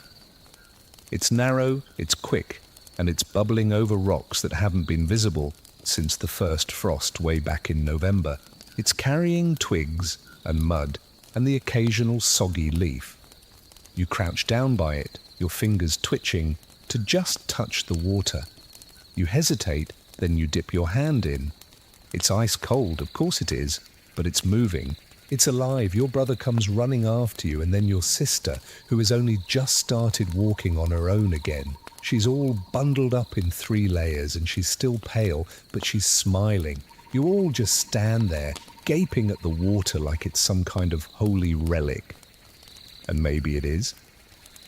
Later that day, the whole village feels lighter. Not because anything major has changed. Most of the snow is still here, the wind still bites, and the food stores are nearly gone, but because everyone is moving again. Doors are open, tools are coming out of storage. A few kids are dragging a broken sled up the hill, not to slide, but to haul firewood. You help your father patch the roof, the section over the pantry that started leaking when the last ice storm melted. You both climb up there, being careful on the still slick tiles, and you replace the broken slats. It's hard work, your fingers go numb, but you don't care. Every swing of the hammer feels like a sentence in a victory speech. By sunset, the village smells different. It's damp and smoky and a little bit sour. All the scents that the winter had buried are now rising back up. Animal waste, old straw, forgotten scraps. It's not pleasant, but it's real. Life has texture again. You even spot a worm in the garden bed wriggling through the thawed soil. Your sister names it Gregory. Your mother says it's a sign.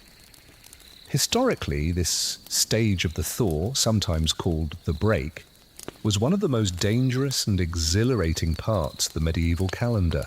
It wasn't the end of the hardship, far from it, but it was the moment that people knew they had probably made it. The roads began to reappear. The livestock started grazing again. You could go to the woods for more than just firewood. You could hunt, you could forage, you could maybe even spot a sprouting herb if you squinted hard enough. Your quirky fact for tonight. In some regions, villages would hold a turning feast on the first day that water returned to the stream or river that ran through their settlement. It wasn't about abundance, it was symbolic. They would pass around a single cup of stream water, they'd offer toasts to the spring, and they'd sing half-remembered songs about growing things. Some people carved the date into beams or trees. Others would light a new fire using only dry sticks and their own breath, swearing they wouldn't use the old hearth again until spring had truly taken hold. Scholars love to debate whether these were true rituals or just folklore that was made up later by nostalgic scribes. Either way, it says something about the human need to mark the moment when survival shifts from maybe to probably. You don't need a ceremony. You just need signs. Over the next few days, those signs multiply. The ice on the river splits, not fully, but wide enough to send chunks of it drifting downstream like broken teeth. The animals are louder, hungrier, more stubborn. The chickens try to escape every single time you open the coop. The goat kicks over her bucket twice in one morning. Even the mule acts like he's itching to just sprint. You know the feeling. Your mother starts making plans for the spring garden. She sits by the hearth sketching out little plots in the soot on the stone, muttering about leeks and cabbage. You and your siblings take turns bringing her whatever seed bundles survived the frost. Most of them are wrinkled, some of them are probably dead, but a few, just a few, still rattle with promise.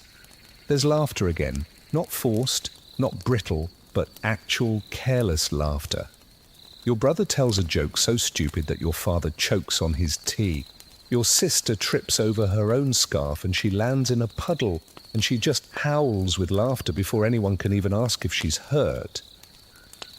You throw a snowball at your cousin and it accidentally hits the reeve.